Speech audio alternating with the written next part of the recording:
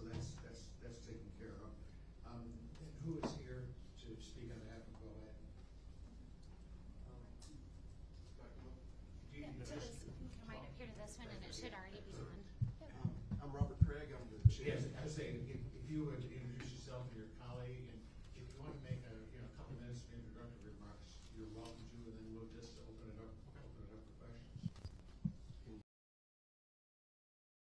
Tell if the mic's on or not. I think my ears are blocked. I can't hear you. Okay, I'll get a little bit. Yeah. All right, good deal.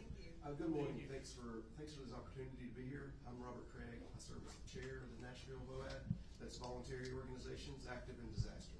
I have with me our communications chair, and that's Angela Stacy, and she can answer all the questions because she's our communications chair. But we met with Chloe and Kendra a couple of weeks ago and answered some questions for you all. I'm glad to be here to take part in this so that the city can do better and we can do better. It was just it was a crazy incident. I'll just kind of give you an overview. Anybody unfamiliar with BOAD? Because most people I talk to are unfamiliar with BOAD. So just real briefly, I also serve with the National BOAD. It's a national organization that helps nonprofit organizations that respond in times of disaster, help them to collaborate and to coordinate and to do things together and in a unified way to offer an equitable recovery opportunity for citizens. We focus on community citizens and communities to recover, not businesses. And so that's the main focus of the national organization that was founded in 1970. And then from that, we have a state BOAD, the Tennessee BOAD, which I've served on that executive committee for a number of years as well. And then we've got Nashville BOAD, which in my opinion, with all the BOADs I work with around the country, and particularly around the region, Nashville BOAD is the strongest of those regional BOADs. And we're really proud to be a part of Nashville BOAD and the collaboration that we have with the city and with OEM, and just look to how we can do that better for the next time something like this happens. So if you got any questions about BOAD in general, I'm glad to answer that, but I'd be glad to just answer any questions. I'm sure we will. Listen, to make it a little more organized in the questioning and so on, Kendra passed out these little blue slips. If you want to talk, would you just stick that somewhere where I can see it, and then I can keep track of who's maybe on your. Well, actually, how about on this here? I can see all those. This is very high tech here. No AI involved in this process. Okay. Good. With that, I guess are there any questions? And we have others, I think, who will be arriving here shortly.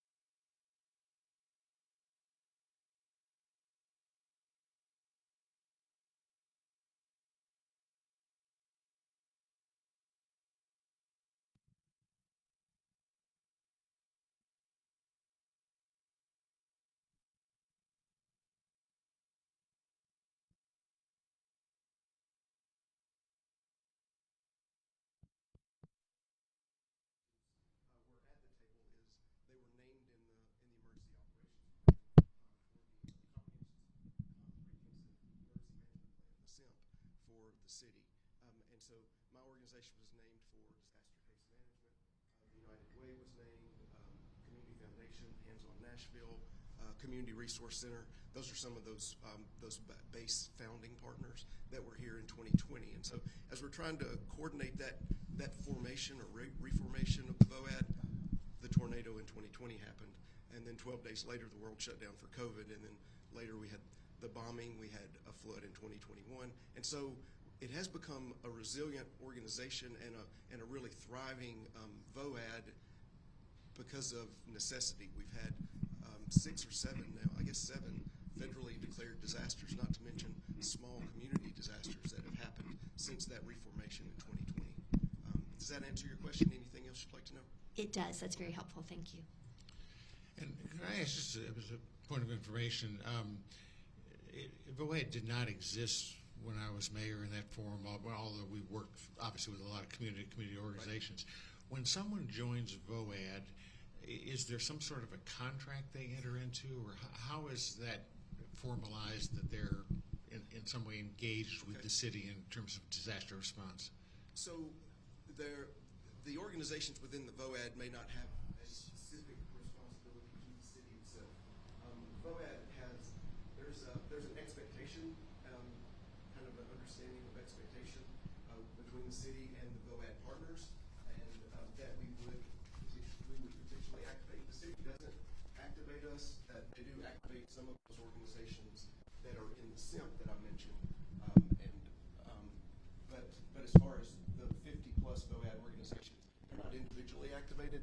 We do that as an organization ourselves, and we have protocols for how we would activate, and those protocols, when we meet those thresholds of number of people impacted, or the impact on infrastructure in a community, or there are a number of those protocols. If we start to hit those, then we would activate, but we've got different levels where we'll start coordination calls so that we can gather information. Then we might move all the way into full activation, which means most of the organizations in VOAD have a day-to-day operational mission with community service in some capacity, but they've joined our organization with an agreement when disaster happens, to the extent they have the ability with their staff and volunteers and resources, they will engage, particularly in the community in the metro area where they serve. And so it's those relationships we activate. Most all the other disasters that have happened, it's been community-centric. This ice storm was obviously widespread. So just to understand the process, I mean, if a disaster happened and the mayor wanted, let's say, needed people to go door to door to the elderly in the community and make sure they were okay. Right. Okay, it's 2-3 days later, and so on. VOAD would seem to be a natural place to look for some help in that. What would the mayor do? I think I'm going to look to Angela for this potentially, but what I would think is that would be maybe more an organization-specific request to Hands On Nashville to engage volunteers. If it doesn't rise to the level that we need to activate all of our partners, but there's a partner that's already got a relationship with the community about volunteerism, and that's Hands On. But are churches part of this? Some churches are, not all churches, but we definitely, usually the churches become engaged when something's happened in their community, and we try to bring them around the table for that response and recovery so that we can make sure we're not duplicating efforts. But a lot of times churches will launch themselves, right, but we try to bring them into the coordination process so we're not doubling an effort and wasting a resource. Okay. Darryl? One quick question. Reading the notes that from the interview that yes, sir, was done over the phone, you spoke to that this storm in particular was overwhelming, and if you don't mind, speak to those challenges with VOAD and what made this event so unique and challenging for you. I think there were a number of factors that made it so overwhelming for us, and one of those is it was metro-wide, where tornadoes and floods are more in specific 1 or 2 or 3 communities, but not the entire population of the metro area.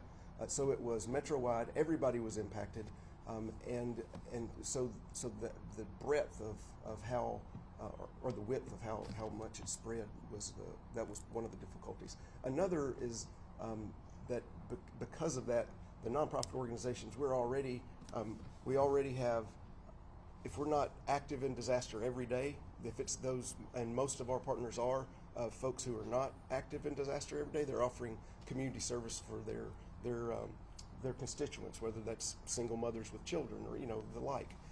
But they increase their efforts thanks to collaboration that we have with the funding sources that we have access to through United Way and Community Foundation.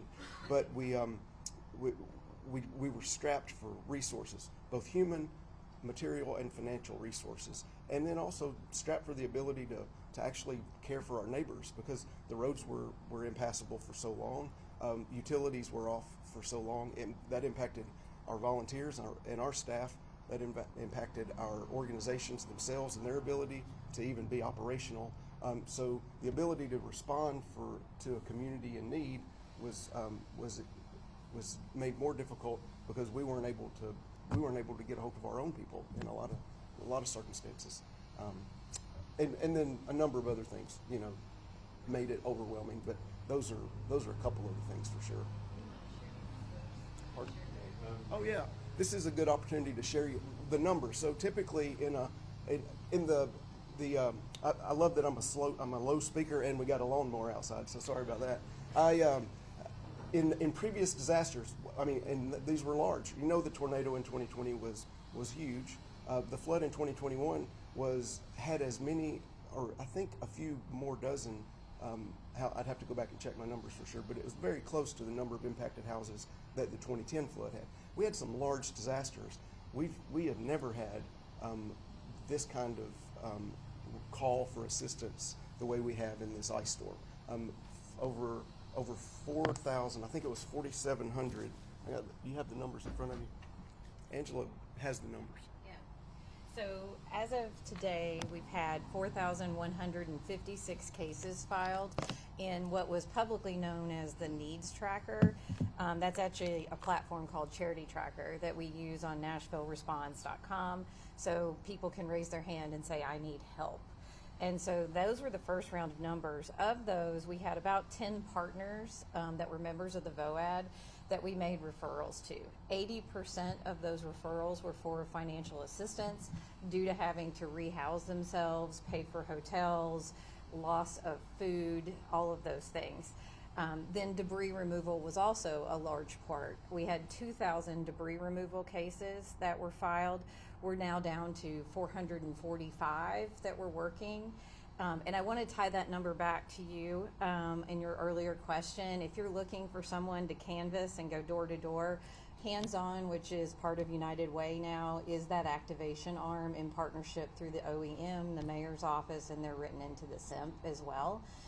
But we cannot go in and do any work until we're cleared to do so, like anybody else. So when the power lines are down, we can't be a first responder on the ground until we're cleared. And then the last set of numbers is, as of today, we've distributed directly $1.4 million in assistance to families, and that is to 2,267 families where that assistance has been given, and that's by way of referral through a partner. So if someone raised their hand and said, I can't pay my rent because I was not able to get to work due to the ice storm, we have financial assistance partners in our network that will go forth and pay that rent for them after they've been qualified. Thank you. Johnny? In comparison, the largest disaster that we've dealt with since 2020, though the number of initial calls for assistance didn't quite top 2,000. So, it was way more than double than what we had ever seen before. Mr. Craig, thank you very much. The effort that you put forward with this in this ice storm truly was monumental. These numbers are truly amazing to sit here and listen to this.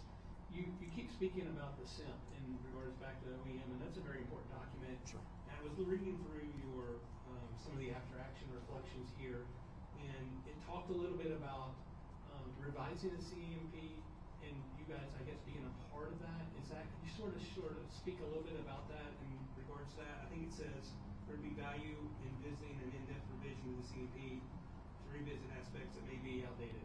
So can you speak a little bit about that, please?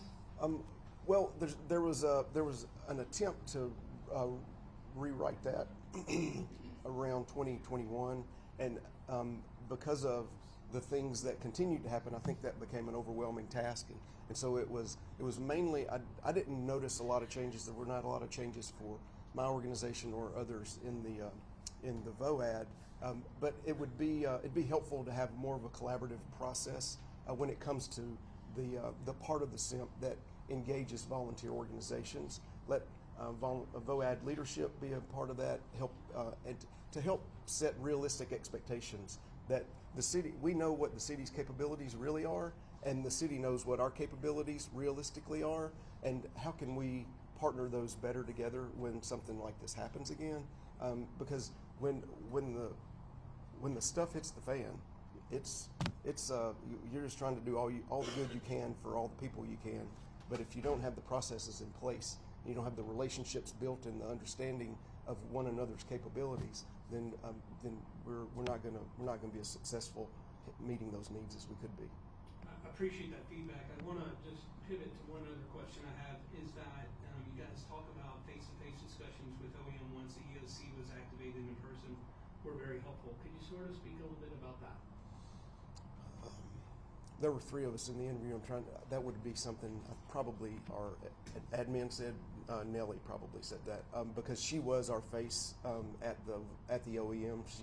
She was there many days with Heidi. That did become more helpful because we've got direct lines of communication. So what OEM communicated to Nellie then got communicated directly to our partners, and those expectations became more clear. While some of them were still unrealistic, we tried to make everything happen that we could. Yeah. Thank you, sir. I appreciate it. Mayor? Thank you. Let's see, I apologize. For communication and activation, just by way of context, I served as a district council member for 2 terms, and am now the president of the council. And so council members are always kind of looking for, what is sort of the unified standard communication. We want to kind of project clarity and certainty, and, I'm going to use this channel to communicate these things, and, this is TEMA, and this is OEM, and it's, I will say, it feels somewhat confusing. Even in my service, I was unclear of y'all's role, aside from just generally volunteer coordination, right, and much appreciated. I remember after the 2020 tornado, assisting a colleague in North Nashville, and you had churches bringing food and people want to knock doors, and it feels very overwhelming, like, okay, who's coordinating this? Sure. And then hands-on got on site, and so I can certainly understand and appreciate very much, thank you, the coordinative aspect. I do want to speak a little bit about the communication. So when I go back and I look at y'all's kind of, Instagram at that time, it's very sort of bits and pieces, shared this, shared that, well, should this be OEM? And so, can you speak about in your plan how you determine, I imagine you have, to your 50 participating organizations, no doubt a lot of communication. Can y'all do this? Can you do that? But as far as what you're externally projecting to the community, would you say primarily it's NashvilleResponds.com, conveying to people that there is a unified volunteer effort? I'm just thinking as elected officials, I often hear, what's VOAD? Why is it activated? When is it? What do they do? Do I share their stuff? Do I push people there? So if you can kind of speak into that communication space. Angela's the guru, so she can definitely answer that for you. I would just preface that by saying we have a task force that's been working together for a little over a year on presentation materials for the council, and Jordan with the mayor's office has been trying to help us get an audience there because we want to do just that. We want the council members to understand where and how we can help, and how they can communicate with us best, and what those expectations that they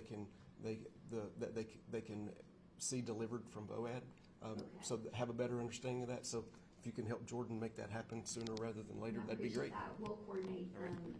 Councilmember Huffman chairs our public health authority committee, and he does have a working group at present related to some emergency communications, more specifically apartment fires, floods, things that are not winter storm response. Right, So, right.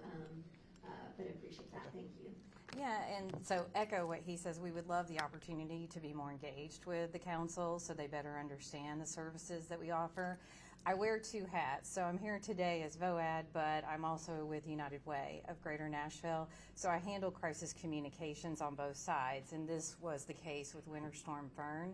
I think there are a couple of things. One, our messaging is typically get help, give help. And so there are a couple of just fun nuances that I'll share to hopefully help this make sense. We currently have an MOU with the city to be the named fundraiser in disaster in partnership with the Community Foundation of Middle Tennessee. So we activate when we are requested by Chief Swan to set up the fundraising. So that happened around January 28th of this particular disaster. And so we go to work in partnership to raise the money that we distribute to families and help provide aid. So our first round of messaging is a give help, go ahead and give now to help people that we know are going to be in need. Then we circulate a get help message and the go-to number, and you may have seen this if you saw any of the transcripts of the daily press conferences that were happening with the mayor, is call 211 or go to NashvilleResponse.com or .org and fill out a needs tracker. In this particular disaster, our CEO, Erica Mitchell, was there daily with the mayor and the press conference, really echoing and communicating that this is what you need to do if you need to get help. Socials are really secondary to that. Our social reach is small. We do work with the mayor's office and ask them to amplify anything that we put out. And we do get a lot of earned media during that time and coverage to promote it. However, the council would be a key part of helping us get that messaging out because we do try to centralize the help through those two avenues on behalf of the VOAD. So United Way plays a role because 211 is the crisis support line that is the go-to in disaster. We handled over 10,000 calls in the first month of the disaster. We also deployed the Airbnb.org program through 211 so people could get free housing credits if they needed it. So there are multiple lines of communication that are happening, but we push everyone to that needs tracker on the get help side. We also push them to our site, NashvilleResponse.com and CFMT for fundraising. We were very fortunate that the business community stood up the way that they did for this particular disaster. Tractor Supply made the initial seed gift, and so we were able to kind of build upon that. I will say what's critical in disaster is that daily messaging on behalf of the mayor in Davidson County. It goes a long way to helping us get the help to the people that need it and make sure that they know where to go. So anything that we can do to partner better with the council, we are more than happy to do that because that's our goal. Thank you. Ethan? Yes, thank you. Thank you, Chair. I'm sorry, did you? Oh, No, please go ahead. I'm sorry. One of the times we were using notes to indicate you wanted to speak. I'm sorry. I'll come back to you. My question's pretty short. When it comes to, I see some of the after-action reflections reference language, a little bit about language access. What was y'all's strategy in terms of, Spanish and Arabic are two pretty prominent languages here in Davidson County. What was your strategy for assessing and accessing people with those languages? Sure. A couple of things. So if you call 211, we have a language line. So it's got every language available for translation. And then when we start to activate and we're able to get on the ground and start canvassing homes, we do have both English, Spanish, and Kurdish and Arabic translated door hangers. So when we're following up with households, we can do that. And then this year, the deaf and blind community reached out to us, and we did have an ASL video interpretation posted on Nashville Responds for the needs tracker so that we were more accessible. We've also added Recite Me onto our websites, both at Hands-On, United Way, so that if you hit our website, you can easily have it translated into the language of your choice. Okay.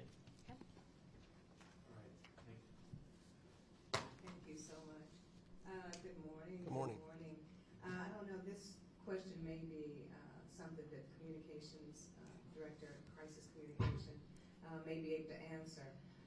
As you know, in crisis communications, it's important that you are prepared for a possibility beforehand, during, and after.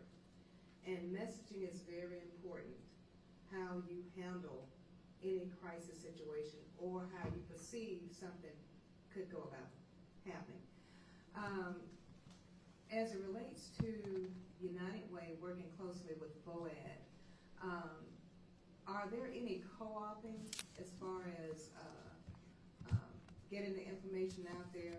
Do you work closely with the Ad Council? So in terms of getting the information out there, we rely heavily upon earned media as part of our crisis comms plan. Through the VOAD, we were engaged with an organization called Chorus. Some of you may be familiar with them, and they help structure a very detailed crisis communications plan. So we, sadly, have messaging ready for any scenario, whether it's flooding, shooting, fire, tornado. ICE was new, I will say that. And so we've now added ICE to the list of different messaging of whatever the situation is. We do not work specifically with the Ad Council, nor do we have a paid media budget. That well, was, with the Ad Council, you don't have to have a no, paid media. you're absolutely right. The Ad Council is free. You have to apply through that to get that advertising. We have that through United Way at a national level, but it's not necessarily localized. It's certainly an option we could pursue. We deploy our own resources. So, for example, when we turn to disaster, we basically activate my entire team at United Way to support VOAD in communications. Part of that is we have a Google grant, and so we'll use those Google grant dollars to push out SEO searches and push the word out. Another example would be in the December 2023 tornado when we activated to support. At that point in time, we happened to have a paid media end of year campaign in the market. We swapped all that messaging out to be around get help, give help, and push that out. I'll also say our ratio of earned media is really where we get the most support. When we are active in disaster, for example, in this particular instance, in the first 2 weeks of February, we had more earned media coverage than we have in a year. And that's huge to get the message out. What also happens in disaster post-crisis is it's very difficult for us to get the attention of the general public in the news any longer because it becomes invisible. And that's with any disaster. So that's where we really seek more help with our warm media contacts to kind of keep us out there. Another example I would give right now is we've been running a paid media campaign for 2 months to seek volunteers to help debris remove. And as I mentioned before, we still have 445 households that need assistance. And these are typically older folks, disabled. There's a condition that they cannot get out and do it themselves, or they can't afford for someone to come and do it for them. And so we spend a lot of our time and resource recruiting volunteers to help us. So as an example, right now we've had over 2,200 volunteer hours since we were cleared to be on the ground. But yet we're still active. So we would not consider ourselves in complete blue skies right now because we're still cleaning up. And that's atypical. That's what this disaster caused. When Robert talked about the breadth, the sheer breadth of this across Davidson County caused that. But then the other thing is most of our volunteer base is in Davidson County. And so if you're impacted, which many were, you're going to go clean up your front yard first. And then you'll volunteer second. And so we use our paid media right now to try to recruit more folks from within and outside the county to help us do that. The reason I asked that question, because I've been in broadcasting for a long time, for many, many decades. And I know for a fact that public service announcements are effective. And there's something that you don't have to pay for, because broadcast stations and television stations have to carry, according to the FCC, so many public service announcements. A lot of the individuals that may suffer, you have a lot of older people, and that may have suffered, maybe because during this ice storm they didn't have heating, and all those other things you all were able to assist and help with. But a lot of people that are over 65 years of age may not be tech savvy as much, and so a lot of them still look at television, You know, they're still looking at the news.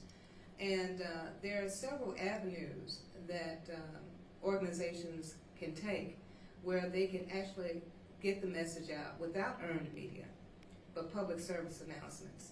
And they can actually say, will you run this spot for me? Because television stations has to run those public service announcements for them. So maybe something in the future, not only depending on earned media, but actually putting together a public service announcement and issue it out to the TV stations. And they will actually do it, even your own NECAT. You know, you could run something on that constantly because a lot of people do listen to what we used to call community access TV. There are other ways that you can get information out there. Radio stations have to do that as well too because it's an FCC thing. So I'm just saying, it's not always about earned media, but you can actually probably get some free advertisement out there per se. Well, I shouldn't say public service announcements out there because it's very important that we tackle all aspects of it. Also, as it relates to communication, how are you able to get the information of who needs what? How do you know? Is there a screening process? How are Yes. they communicated with? And how do you know this is the person we need to go through or they are legitimate? How are you able to find that information out? So part of the process that I mentioned earlier is that needs tracker. So the needs tracker is that point of entry if you need help.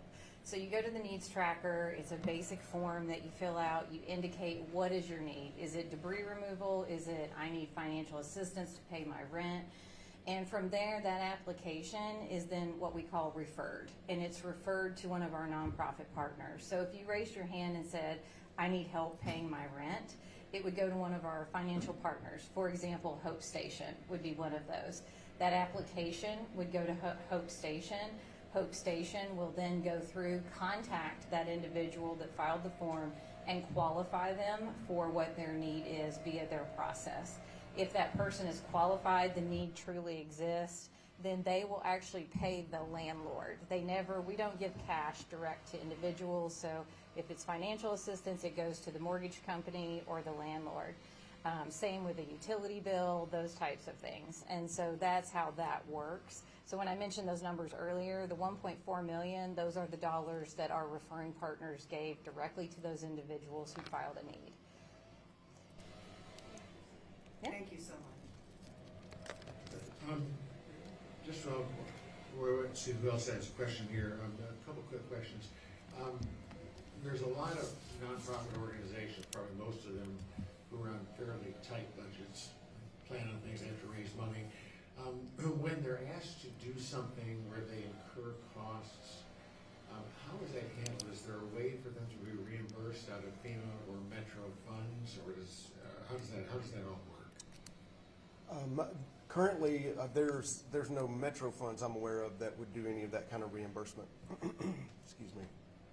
There is a newer access in federal dollars when there's a public assistance declaration through FEMA that can provide some nonprofit reimbursement for expenses. It's not it wouldn't necessarily be for that direct assistance dollars that we did, but what the cost incurred in human resources could potentially be something that could be considered by FEMA. But for the most part, the way that we engage as volunteer organizations, we as a part of our memorandum of understanding we sign as membership, is we agree to engage when our resources are available to do so in the communities where we serve, if we're a community organization rather than a metro-wide.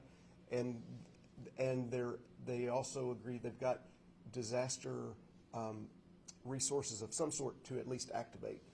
They couldn't stay activated for a non-descriptive length of time, and that's where we try to come in with some of our funding. We try to help offset those human resources through the VOAD if it's a large enough disaster, where we raise money to do so that we can continue to have those organizations engaging, because we couldn't do the work of determining the level of need and distributing that resource for the need without having our partner organizations a part of that.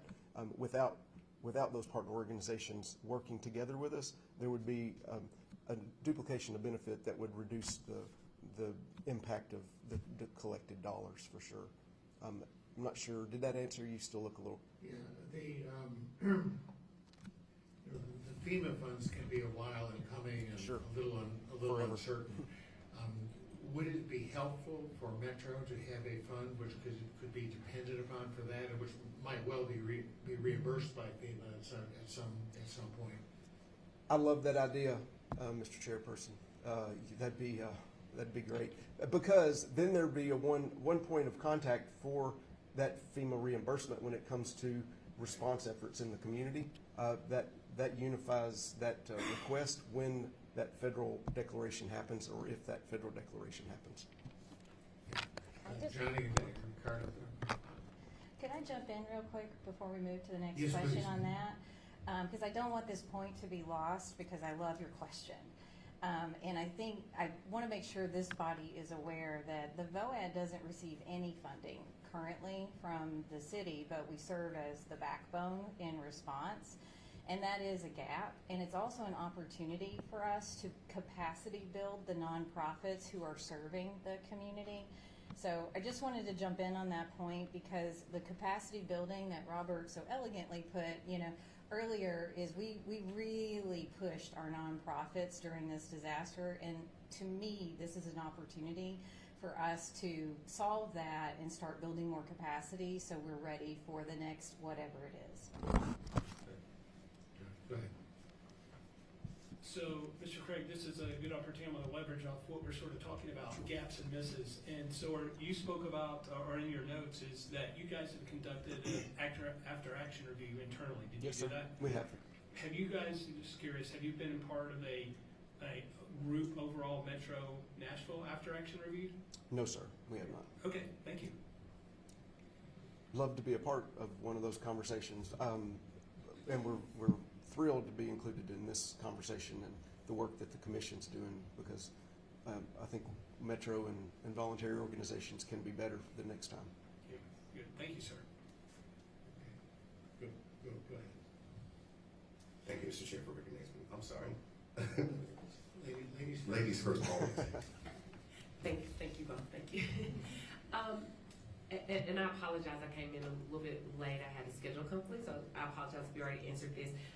Is VOAD considered like a subsidy of the OEM, or are y'all like under OEM or under any Metro department?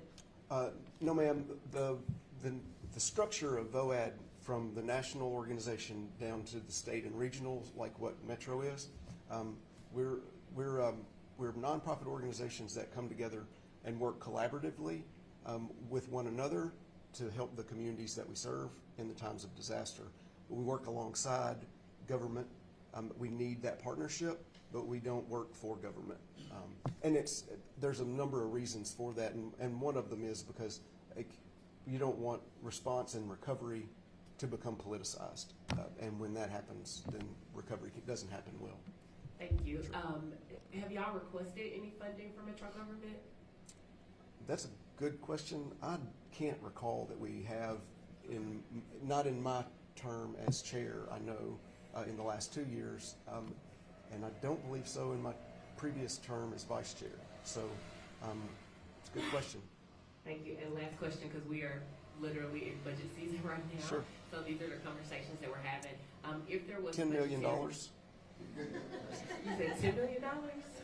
10. No, $10 million? I'm kidding. May the odds ever be in your favor. If there was a budgetary ask from the city, what would, and I know this is putting you on the spot, so my apologies, but just a ballpark figure. Sure. If there was an ask from the city for support, what would that look like?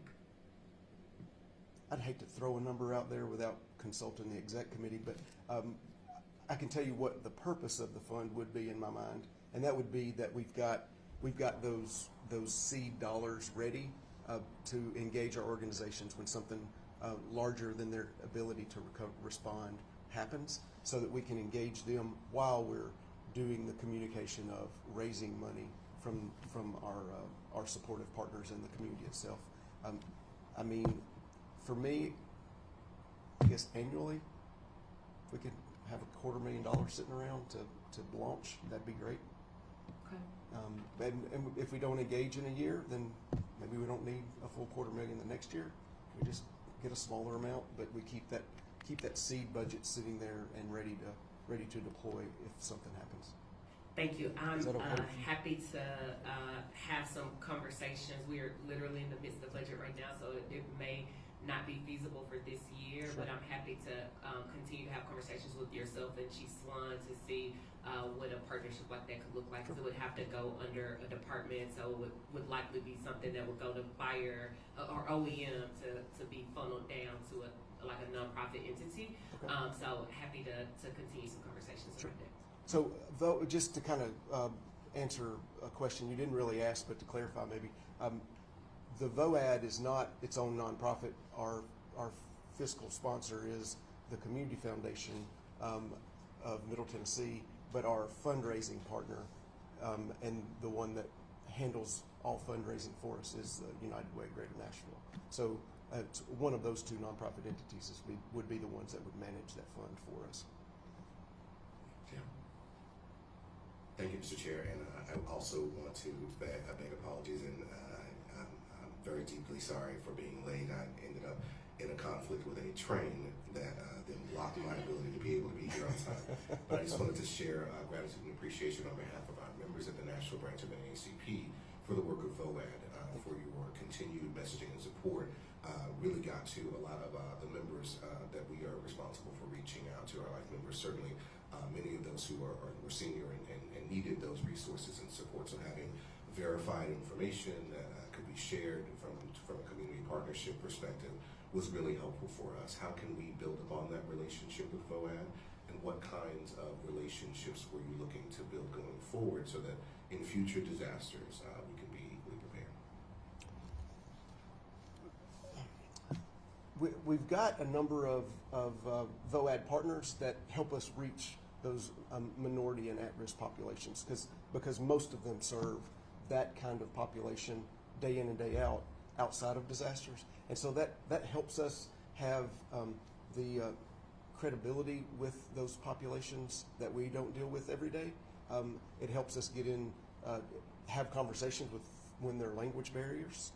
It helps us have conversations when there are cultural barriers, and so that's extremely helpful. Honestly, I think a partnership with NAACP directly at the VOAD membership level I think that could strengthen that and further engage it, and would love to have a representative, be an advisor, or if not, the organization be a member. So I welcome you for sure. And Nellie Perez can make that happen for you, and I'll get you her contact information. Andy? Thank you, Chair.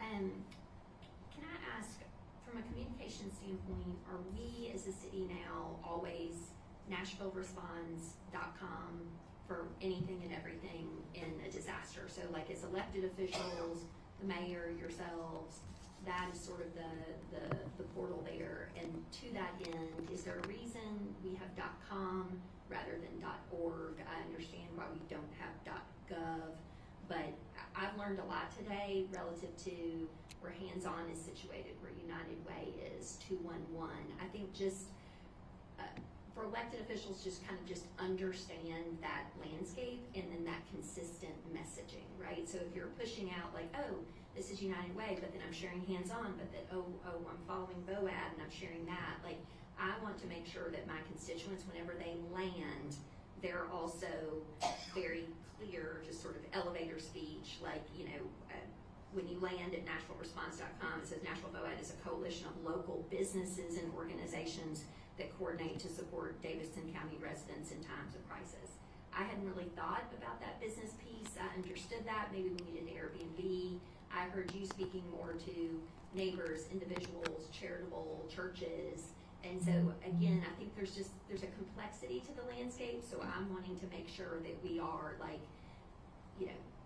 these are the primary orgs, this is the website, this is the hashtag, like this is what we always do when we have a disaster. So can you speak to the NashvilleResponse.com and kind of how that works? Yes, we have both. So it's .com or .org.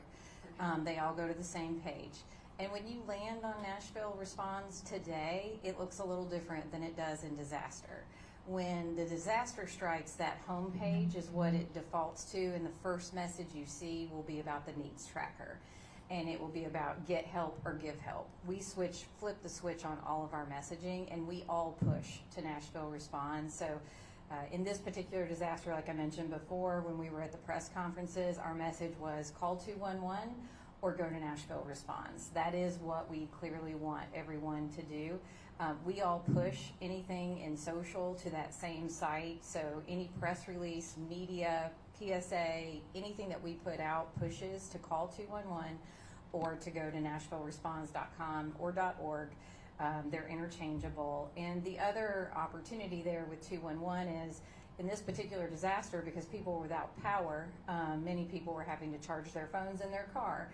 You can go to it from a mobile device, but if you were unable to access an online resource, if you call 211, they can fill the form out for you in times of disaster.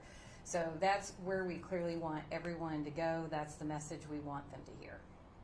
All right, I appreciate that. I wish that Metro would pick, I mean, we may be too far down the path of NashvilleResponds.com.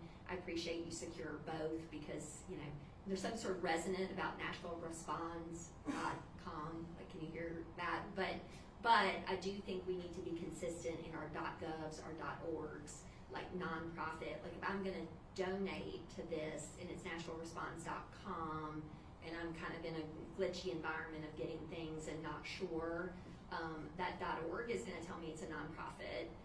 If I know and respect hands-on United Way, that's a validity issue, right? But if I haven't heard of this Nashville VOAD, but kind of understanding that like we want all the elected officials to be like saying the same exact thing, so that but you know, to OEM or whoever comes, you know, let's pick one. Absolutely have both, but because the online here it says .com, but as far as your socials, but I appreciate that. I understand this much better now. Thank you so much for all you do. Yeah, and one other thing I would mention is we are now incorporated, or I'll say I am on behalf of United Way and the VOAD, part of the monthly PIO calls with the mayor's office. Great. Prior to this disaster, I was not, and so that is an upgrade as a result of this disaster, and that has helped us start to better communicate and streamline. We were included on the hub as well, and all of that messaging was pointing to Nashville Response too during the storm. Great. Thank you so much. You bet. I don't see any other blue tags on, so I think I'll ask a question. Okay.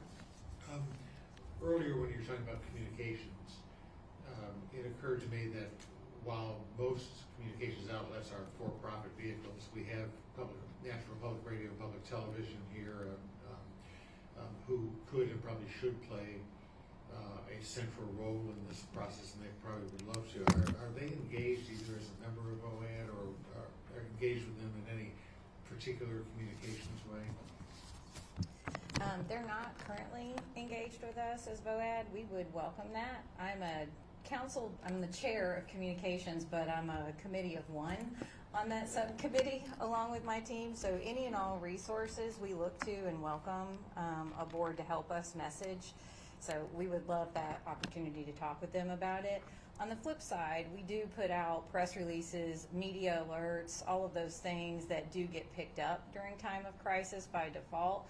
But it would be wonderful to have a partner at the table who just we knew we could turn on instantly into that kind of messaging and be super helpful for the community.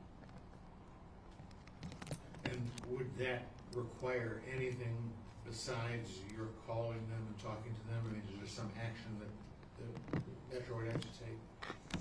Not necessarily an action. If we've got the right contact and they know that, okay, we just went live to crisis, then they know they're going to hear from me and my team. They're going to receive that information and know to publish it and repeat that action. That's the biggest thing in disaster is getting the communication out there, but it's got to be repeated daily, multiple times a day for people to really understand it. And even then, the post-disaster piece of communications, and I get it, right? People are skeptical. I've got my hands-on team coming to knock on your door, and we're saying, we just want to help you pick up your debris for free. And some people won't open the door because they don't buy that, right? And so the more we can get out and message and say, this is a legit organization who really is coming to help you in your community. And once we take hold in the community and neighbor to neighbor starts talking, they're like, hey, you see these orange vests come to your door, you want to answer that call? That's super helpful. One of the probably best videos we had during this disaster, and it was on most of the major news outlets, was the mayor's team came out and the mayor canvassed in a neighborhood by Timothy Park and filmed it, showing us going door to door, knocking and giving information.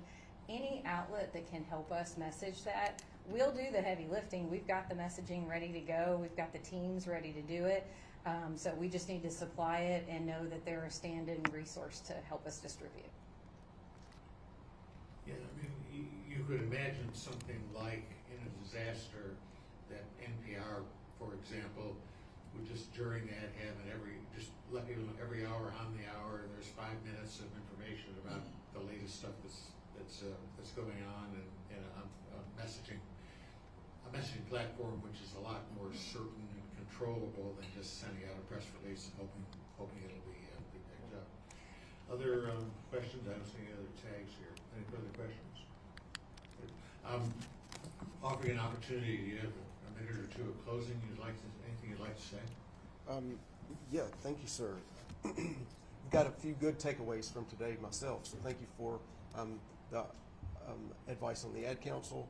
I'm looking forward to trying to find membership with the NPR and public broadcasting and within NAACP. That'd be wonderful. And the communication note about focusing on the .org. We do own both domains, but to communicate that .org more, I think we can definitely take that back as some good guidance. So thank you for what you've offered to me today. I hope that that what we've offered has been helpful for the work that you've done. I think one thing that we really haven't talked about that I think is in the notes, and you probably see that, but I want to make sure that it gets mentioned, is if there's a time where there's a need to activate for funding for the community, the United Way is that partner in the SIMP. We were activated. We were collecting dollars. Those Angela's given you those direct dollars that were given out. Those are non-duplicated efforts, and we can guarantee that's non-duplicated. But when there are multiple funds, which happened in this disaster, we couldn't guarantee there was not duplication of effort. We hope there wasn't, but because of privacy concerns for clients and on both sides of that argument, we couldn't share information to guarantee that there wasn't a duplication of benefit. And the reason we don't want to duplicate benefit is because there are still people in need, and now the fund is depleting quickly. But there may have been more resources available for people who still have a need. We are establishing a long-term recovery group. That's part of what the VOAD does when there is a large disaster like this. So we still have a long-term recovery group ongoing from the 2023 tornado here in the metro area. We're now launching a 2026 Winter Storm long-term recovery group, and we have several hundred households identified with long-term needs. So there will continue to be VOAD activity in that. And so the way you might envision long-term recovery group may be a lot of the same organizations, but not all of the same organizations that were active in the response. And there may be new organizations that are able to come around us regionally or nationally to help us in that recovery effort. That long-term recovery effort is to help get people back to pre-disaster normal as best we can with the resources available. And so that's part of what the VOAD does. We don't just respond when it happens, we stay engaged throughout recovery as our resources make that possible. Again, I want to thank you for the opportunity today. Thank you, former governor, and thank you for the point of personal privilege. I love the podcast that you and former Governor Haslam do. So thank you for what you bring to our. Yes, I can give you another half an hour to talk about that if you would like. I do appreciate it very much. Thanks. All right. The next group is Nashville Fire Department, and I think we have some representatives here.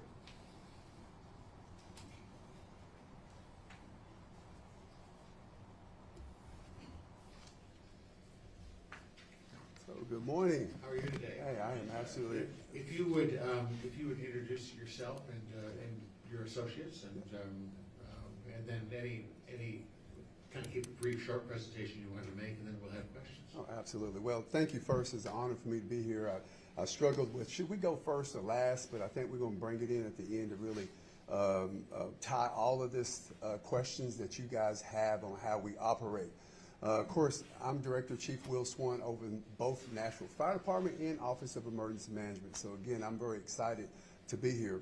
Wearing two hats today, I'm going to introduce you to, of course, our fire personnel who actually, this is Deputy Chief Jerry Thomason and Deputy Chief Fred Smith, and then we have one of our Public Information Officer, Joseph Pleasant.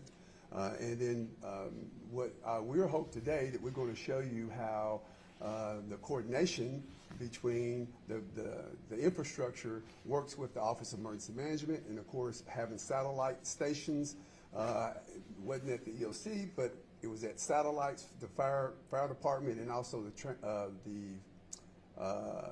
fire department, and also the fairgrounds, and how effective that was.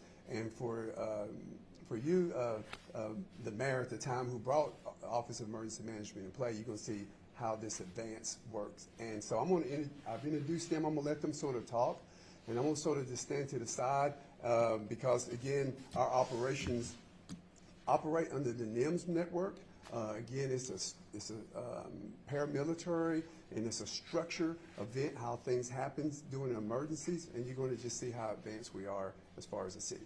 Okay, the way we structured this was to talk about the fire department specifically at the outset, and then get into a much longer period of time with OEM. Yes, sir. So if this first round It is all fire. will be about the fire department's response. Yes, sir. And I want to clarify that, but since I'm over there, I wanted to introduce them. Right. But absolutely, this is all fire-related incidents. Thank you.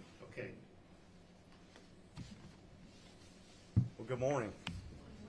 So I just would like to briefly go over a few of the things that happened during this significant event for our city. A couple of things that I would like to point out before we begin the question, if it's okay with you, was our preparations, which was, of course, OEM was sending updates out. We worked with our employees to prepare them for the events that were coming in terms of, we had already posted memos in the past regarding cold weather procedures and things of that nature. We reiterated that with our district chiefs at the time to remind them to look at those elements as they shared it. Along with that, of course, our employees get uniform clothing allowance, so they had layers of clothing that they could wear. And on top of that, we also give them multiple sets of turnout gear, which would help them if they were involved in events, and it would be a while before they could get into a different pair. They could go back and get a dry pair of that. As a part of this, we're an all-hazards department. Of course, we respond to a lot of different things, not just fire and medical, but we also respond to hazardous materials incidents. We do things such as trench rescue, confined space, and different things. We have people that are trained for those specific functions, and we continue to train annually throughout our department, not only for our annual in-service, but for field training as well. A couple of things that I would like to point out to you to show you the specific things that we did during this event is we stacked our wire investigations calls. We went into storm modes, and we developed our own operational element at fire headquarters where we could send specific units out to address those wire calls. And the reason we did that was so we could keep as many units as we possibly could to respond to the emergency medical and fire incidents that were going on. And a lot of those times when we get those calls, you don't know whether they're power lines, or they could be cable lines, or they could be other things. So we stacked those calls so that we wouldn't deplete our resources on those type of incidents, because we had thousands of those calls that we were trying to navigate. We also developed, working with OEM, a transportation system at fire headquarters that was facilitated by our fire marshal's office. And as a part of that, we did transportation to and from the shelter sites, and it all went through a hub there at fire headquarters where the calls would be resolved there, and we would send out our partners with police and sheriff's office, and they would go out and do these transports. And that was something that we did as a concept right there in our fire department headquarters. And of course, all of this would not be possible without the support of a workforce management office that helped us staff all of it. And of course, it was also determined through OEM that there were some needs at some of these shelter sites, so we reallocated some of our personnel to go assist at those sites to ensure that they had the staff that they needed to be able to fulfill the needs that they had that were going there. There's a lot of other things that we did that we've posted and put in there, but I would like for Chief Smith to address a couple of the things that he did on the EMS side too as a part of that. Okay, Chief, if we could, with the project, we just keep it brief so we have time for questions here, okay? Thank you. Yes, sir. Well, that's disappointing because I had a whole lot of stuff I wanted to share with you guys. But I did mark out a few key points that I'm supposed to be the politician here. Well, we're proud of our department, and I think we've done a tremendous job with this winter storm. And we worked hand in hand with the Office of Emergency Management. I'll refer to it as OEM to save time henceforth.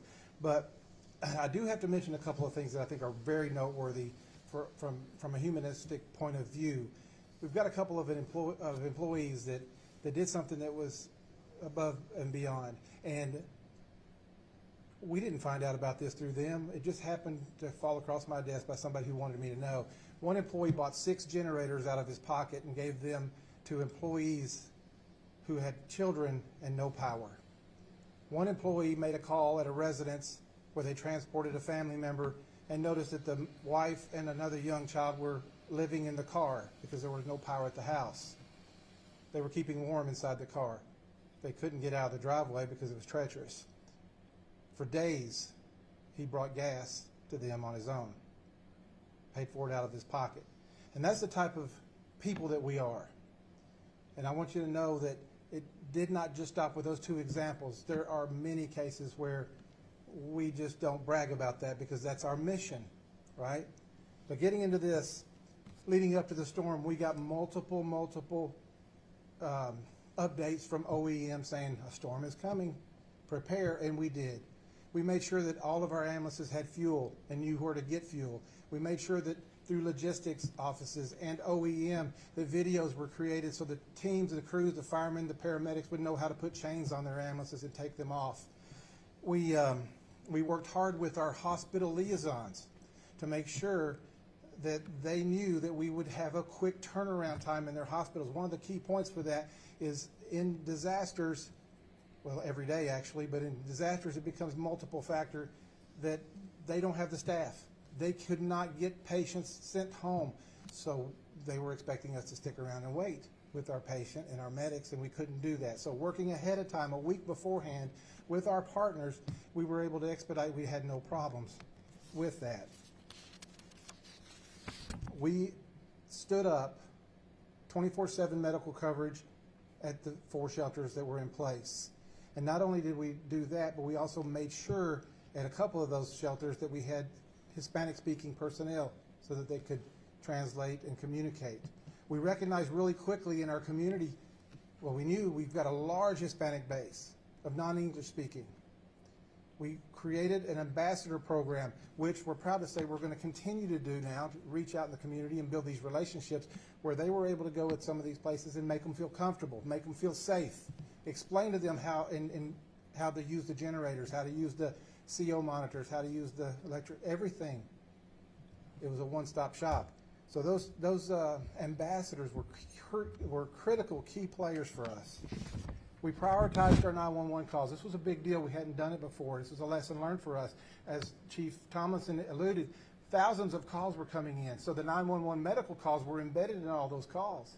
So I asked our medical director, Dr. McKinney, and one of our district chiefs to go to DEC, Department of Emergency Communication, to start prioritizing those calls as they come in so none of them would get missed. Okay. Chief, I want to make sure that people have enough time to ask the questions that they want to hear. So could we move on to those now, or do you have something? No, absolutely. I can, like I said, I was happy to brag on our department just a little bit and OEM, but I'm happy to answer any questions you may have. Thank you for giving me that opportunity. Let's start with those. I presume somebody's yes. Thank y'all so much. We appreciate you. You were just speaking to it, and I wanted to talk about kind of the wires down calls. And again, in the space of communication as elected officials and what the city is encouraging people to do. I know, NES communicates in sort of storm events, minor things, right, that are not citywide impact. If you see a line down, it could be live, call, I think NES even says call 911, do they? Like, I've always sort of felt like, shouldn't that be 311 or 862 or 8600 or, so I felt like there was maybe some inconsistency, not from y'all, in that messaging, whether that was historically people knew, oh, Livewire do this, but I became real worried real fast, like, oh my goodness, these are gonna flood the system to the point that you're discussing. Then I worried about duplication because the lines were down for so long.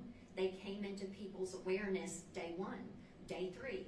Oh, it's still here. Should I call 311? I don't want to duplicate it. And I was just like, oh, this is going to be a problem. So I don't know, have y'all, from an after action perspective, whether with NES yourselves, come up with, I honestly, I would just like push those calls a whole different direction potentially, but I respect y'all's take on that. Could you just sort of speak into that live wire issue? So what I can tell you is this, is when the Department of Emergency Communications gets a call for a wire, they create an incident, and at that point they send it, and then at that point we follow up on it. We don't have the luxury of saying we're not going to go to that call or not, or we're going to that call right now, we're not going to that call. The problem that we've faced in the past is when you get so many wire calls, like when you have storms and things come in, if they go ahead and send like you talked about, if they're a priority and we start sending it, we have resources that are in Bellevue that are going to Madison on a wires call, and what we've decided to do is just hold them, and what we'll do is we'll designate a unit in that area to just respond to those calls. But when you get an absolute number, like you just referenced, thousands of them, it took us a while to be able to go through those. So that would have to be a discussion that I feel like we would also have to have with Department of Emergency Communications, because from their standpoint, my understanding is once they create a run, they have to get some type of answer before they can close it out. Well, I appreciate that. From y'all's perspective, I know as elected officials, we talk a lot about sort of like systems understanding. I remember as a council member, I used to have to explain to people a lot, no, that big, heavy, thick, dark thing at the bottom, those are comms lines. That's not electrical. But I know it's all tied in with the system and they have metal on it too. Not saying anybody should touch it, like it's still dangerous, but that hierarchy of danger relative to like fire, danger, like I know we can't really ask citizens to parse out the difference in lines. You have any thoughts on the Well, dispatch is the one who asks the questions to the call taker. Okay. And they can only go off of what the information the call taker gives them. So if the call taker is not comfortable in giving them that information, they're just going to say it's a wire down. So does the call takers, though, have a line down call script to ask some distinct questions so that y'all can assign a hierarchy to them? That would be a better question for DEC to answer than I would be able to answer. Okay. And I do want to mention, though, that is a big concern because we did have a duplication of wire downs. But to your point, and to everybody's point, we're going to always waver on the safety because, in our field, we understand what a power line looks like, but to the average person, it may not be. So we always waver on the side of safety. And we did get, of course, duplications when it came to that. But back to the point that they made on the having the advantage that we did with having the system set up at headquarters, they were actually running their teams out of headquarters too, going out to check these power lines. We have like hot sticks is what we call. We try to make sure that throughout the departments that they are administered so that if they can go out and just do a quick check, because on our side it's always about safety. And then we have a discussion with DC to how do we fix that problem. Some things are just so big, they are what they are. We have to try to manage through that. At the end of the day, if it's about safety, leave it alone until it's been evaluated. And then, of course, there's obvious if it's arcing or if it's smoking or things like that. But for the most part, that was a problem. I'm glad you caught that. And if I may, Chairman, ask a follow-up. When MNPD was here and NDOT, and we were talking about, right, like all the implications in the roadway, or MNPD gets called out because it's lying down and they gotta put a car on that and stand there. So there is sort of the input point with DEC and maybe a standard list of questions, so you can stack those and give them a hierarchy. But have you also contemplated like on-site? Like, I think it would be helpful to folks to know, right, rather than in the neighborhood text, oh, that's already been called in, or oh, that's, you know, whether it's colors or cones or some signage or something that just, you can drive like over that. this one's not a danger, you don't have to call it, something like that. It's a visual to people to understand, like, check the box, like this one's been dealt with. Yeah, I like that, and I think, and that's one of the things of what happens when we have events like this. We come back and we review it and say, hey, how we can make that better. And of course, that would be perfect scenario that we could use. It was just the magnitude of wires that were down was just tremendous. Oh, sure. Thousands. Yeah, but I involved love that now, so. ideal, and that's one of the notes that I'm going to actually make to that, because in the normal, we do this all the time. I mean, we have it today. We'll have wires down somewhere today, and it's not a big issue, because when it comes down, our team will go out. We'll have PD maybe assigned to stay there until NES comes to fix it. Those are your days that we deal every day. That's not an issue. But when it comes to the multiple, like we seen in the storm, it was just overwhelming. But that ideal can be used at any point, and I do like that. I think we'll make note of that. I think it's great. Okay, thank you. Yeah. Harold? Thank you very much, and I very much appreciate all the things that you do every day and how you responded to this event, because this was certainly a hopefully generational event and something we want to experience again. Some of my questions you answered. I'm a utility person, and of course, concerned safety is always paramount.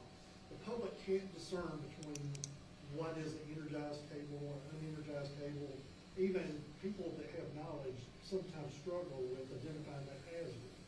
I'm glad to hear that those crews that you send out have voltage detectors that they can use to determine, is there a present hazard. One of the things I would want to relate to you guys as well is that in a large outage situation where restoration efforts are happening in such a large area, a lot of times lines are re-energized after the fact. And so, you can't determine that something that was a hazard and we identified it as benign or not potentially a hazard today might not be the next day or hours later.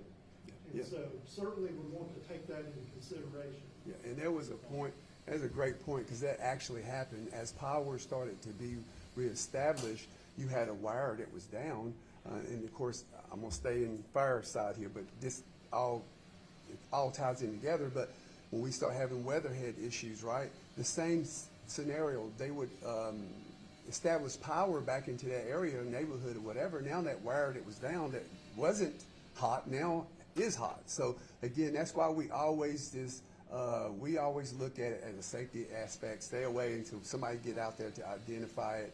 And then again, I just think it's brilliant to the fact that if we have a way of marking it, and that's going to come with teaching and messaging out to the public to be I think a big span of from metro government to NES to fire and all the public safety. How do we do that so that people will now understand that that's hot, that's cold, it's been looked at. I like that. But great points. Sure. And one thing just to kind of follow up on that, did Nashville Fire Department have direct points of contact with NES to verify and respond to those verified lines down? Was there a procedure or process in place so that you could move some of those off of your list over to the professionals that can handle, identify, and resolve those type of And issues? all of that comes through the OEM. Again, that ties in because as things are put out through OEM, and then it's handled, it comes back into our LEAP system, our communicating, and then we check that off and it's validated through NES. So it is a system that sort of works in conjunction with each other. Ethan? Yes, thank you. Director Swan, and anybody else who can answer this, I just wanted to ask, could you explain maybe to the commission, but also the public a little bit about the relationship between OEM and fire and how that structurally works? Yeah, great question. So in 1994, the OEM was actually established, and then it was ran out of the mayor's office. And then 2010, the flood happened, and then from that point, shortly after that, OEM became umbrella up under the fire department, just because, again, the fire department, we're an all hazards department. We deal with everything. As mentioned earlier, it's not just the shooting, stabbings, homicides, suicides, the drownings, the high angle, the suspicious, the unknown. We deal with everything. So the Office of Emergency Management is really a great shadow into that, and it just works perfectly. So since then, it's been umbrella under the fire department, and then like in 2014, it actually was a memorandum of understanding. It just made it more official. And then, so for this the way it works in just perfect unison, because it extends the Office of Emergency Management. We know through the fire department, the infrastructure works so well together, because it's not a call that's made that doesn't involve the fire department, because we are all hazards department. No matter what nature that is come through, the fire department is usually involved in that. So with Office of Emergency Management into that, they're governed by the fire department and operate under that premise. So it's just a perfect fit when it comes to emergencies. You see this throughout other cities. We get multiple calls from different parts of different cities to ask, how do y'all work so well together? Well, in Nashville, we have so many events. It's not just emergencies. And that's the thing that I want to mention. It's not just emergencies like you see, the things that make the news. It's those little things that we work so well against. Those planned events, unplanned events, things that happens organically or man-made or what have you. It just works out well, and it's all under one unity. When you hear me talk about fire, you hear me say OEM. And that's kind of one thing. I know we've apportioned time for both organizations. I mean, would we call OEM an independent department of fire or a subsidiary of fire? It's under the fire, so I guess it's okay. Yeah. Okay, and so when it comes to budgetary, considerations, is there any kind of like bright lines in the budget between OEM and fire, or is that pretty like fluid? Or I value judge. Yeah. It is separate. The budget is separate, but we do have fire personnel to complement, like our finance director over OEM actually come from the fire department. But they are two separate as far as budgetary ask and needs. Those stay completely separate. Understood. Thank you. Jim? Thank you for recognizing me, Mr. Chair, and thank you, Chief, for being here today and for the work that you did during the winter weather emergency and for just preparation and resiliency overall. I had a brief question about, I know we are in budget season. I know that the commissioner, both commissioner and council member mentioned that. Could you vision just a little bit what the needs will likely be going forward? I know that you've already spoken to members of the government about the forecasts, but in your mind's eye, how do we prepare ourselves for what is coming? I mean, we're in tornado season. We're going to be having more severe weather emergencies. What level of resiliency do we need to have that maybe we are looking to prepare for? And can you kind of give us a forecast about what that looks like from your perspective as chief? Right. Well, again, I don't have a crystal ball, but one of the things that I will tell you that we try to do is stay ahead of the trends. I've had the absolute privilege to actually go to the White House. I was one of the 3 people that actually got to speak about city resiliency. I got to speak to Homeland Security and NATO pertaining to this subject matter. Also, I've spoke at our in Poznań, Poland, just a few months ago pertaining to the same type of threats to cities. And one of the things that we try to do is always look ahead and what trends are coming and making sure that we evolve into the nature of what is going to, what it will have to happen in order for you to be able to manage emergencies during times of crisis. A few years ago, you didn't have so many natural emergencies. And I'm not here to debate about if you believe in, if things are getting warmer or not. I'm telling you what I see. Every year, we're going to have either some straight line winds or a tornado or flooding or something that's happened that's going to actually create a situation where we have to respond. So we do a lot of after actions. Of course, we review how we handle circumstances to be able to handle that, but we do a lot of table talks. We do a lot of training. We do this on a constant basis. And for us, preparing for the future, I always say we got to be relevant to the day, but always preparation for tomorrow. The Nashville Fire Department, if you look at where we at compared to just a few years ago, we have what we call the REACH program, right? Where it deals with the mental health. We have something called the HEART program, but you may not know about it, but it's like an air rescue. We do water rescues. We work with our THP. We work with our military.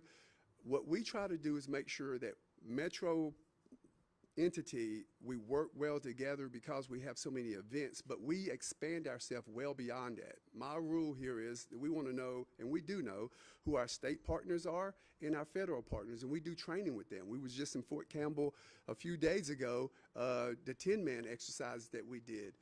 We've actually, for the first time, the fire department now is Task Force 1. We've elevated ourselves where we're number one in the state. If emergency happens somewhere else, they call us. TEMA, great relationship. So we're always just trying to make sure that we're looking at our trends. And from the chief's perspective, I'm always challenging my personnel to bring me what you think we need in order to function properly. I don't care how crazy it sounds. So we're going to have some big tabletops coming up. I don't want to give those away, but one of the biggest things that we're going to be focused on now, of course, is like the earthquake, because we know that we sit, of course, right there on that fault. I hate to mention that because normally when we mention something, it happens. And then we do a lot of other exercise like the school shootings that we've been involved in. This horrific. Because of that, every Thursday, our teams do a inside exercise where they run a tabletop exercise. How do we handle that? Now, we work great with our police departments, all our infrastructures that we deal with. Police and fire really is just at the hip on most all of our training. I will not mention anything about the school shooting, but I can tell you that when that incident took place, we were in training the day before that. Okay. Johnny? Chief Swan, thank you very much. I want to echo the sentiment that you have up here from the commission, is that you guys, all the work you've done, and looking through these notes, truly amazing the amount of work that you guys put in this storm as just one of another multitude of metro departments. I found a very interesting pivot that you guys sort of put in place through your notes was through the down wires. You talked about creating your mini command center at your headquarters building. Yes. Very, very interesting. I was wondering if you could speak a little bit about that. Was this a first-time occurrence for that? And was this part of the EOC landscape and how that corresponded and how that worked for Metro Fire? I knew you was going to ask that question. Okay. And I love that because this is something I notice in everyone up here. I understand. Our job now is just to educate, because I know we may say something that may be new, but for emergency manager directors, you have to think outside the box. So we have been doing this type, when we talk about activations, we got full, partial, and then virtual. What is that? We're activated. That's the first thing I want you to know. We're activated. But what we've done, we took, when we have events like, let's say the Titans, this will be an easy one. We take the Titans. Well, we have a command van that we actually have on the bridge It is a mini setup command where operations is operated out of. Now at the EOC, that physical building, we have our personnel there just in case something big happens. We're easily able to transport there for a bigger response. But it is important as EMA or OEM, however you want to pronounce that, if you're not thinking in that order, you're behind the 8 ball. Because this is about resilience. If you're looking at the EOC being a building and only your operations can come out of that, what if something happens to the EOC? What if something happens? What we learned in 2020 from COVID and understanding social distancing, understanding the expand the capability, by putting the operations at the fire department headquarters, we operated fire, police, sheriff department, schools. We had IT there. It was a mock operational task related structure. Thank you. That was able to make all the runs, all the things, everything that was needed without slowing down.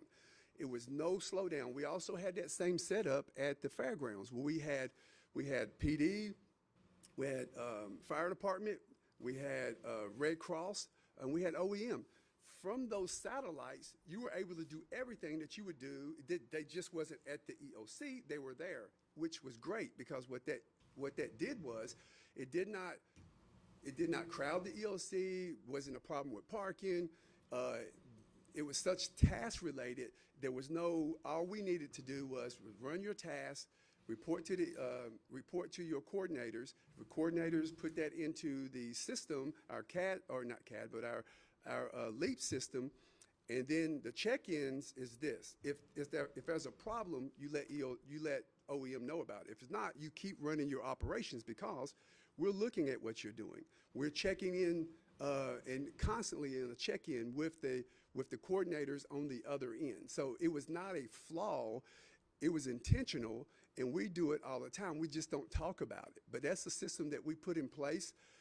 We operate it so that, for instance, whether you're at the EOC sitting there, you at your operations center or whatever office that you operate from, or even if you're at your house, the ESC, they're representative of that department. All they're doing is getting information from their department, no matter where they're at. They're getting that information, they're putting it into the system, and then they're letting us know, do we have any problems? Hey, we need issues here. We had a problem there. Then we, as the conductor, we are orchestrating and making sure that whatever they need, they're getting it. But when it's task related,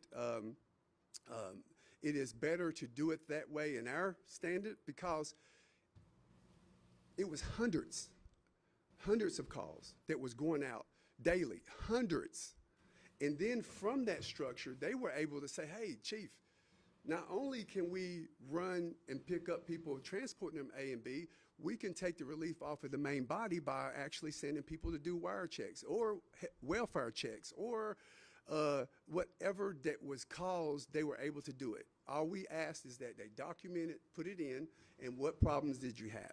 So it was a great system, and I would welcome anybody to actually come so you can see how that works in real time. You'll be impressed. And I know your governor, mayor, and chair, you will be to see the difference between 94 and 2016. I had the privilege of speaking to a few EMA directors, and one was very like, wow, I didn't think about that. I understand. So you don't put yourself in a bubble because we know when it comes to warfare, if you get a structure damaged, like we had OEM was doing some work on it. There was some structure that needed to take place. Everybody's sweating bullets, hoping that we didn't have an activation. We don't worry about that. I can take the EOC and put it anywhere. I can come to Vanderbilt and put it there. I can put it at anyone's office, and we proved that. We do it constantly, and we did it at the, we're just able to move it, which makes it more efficient.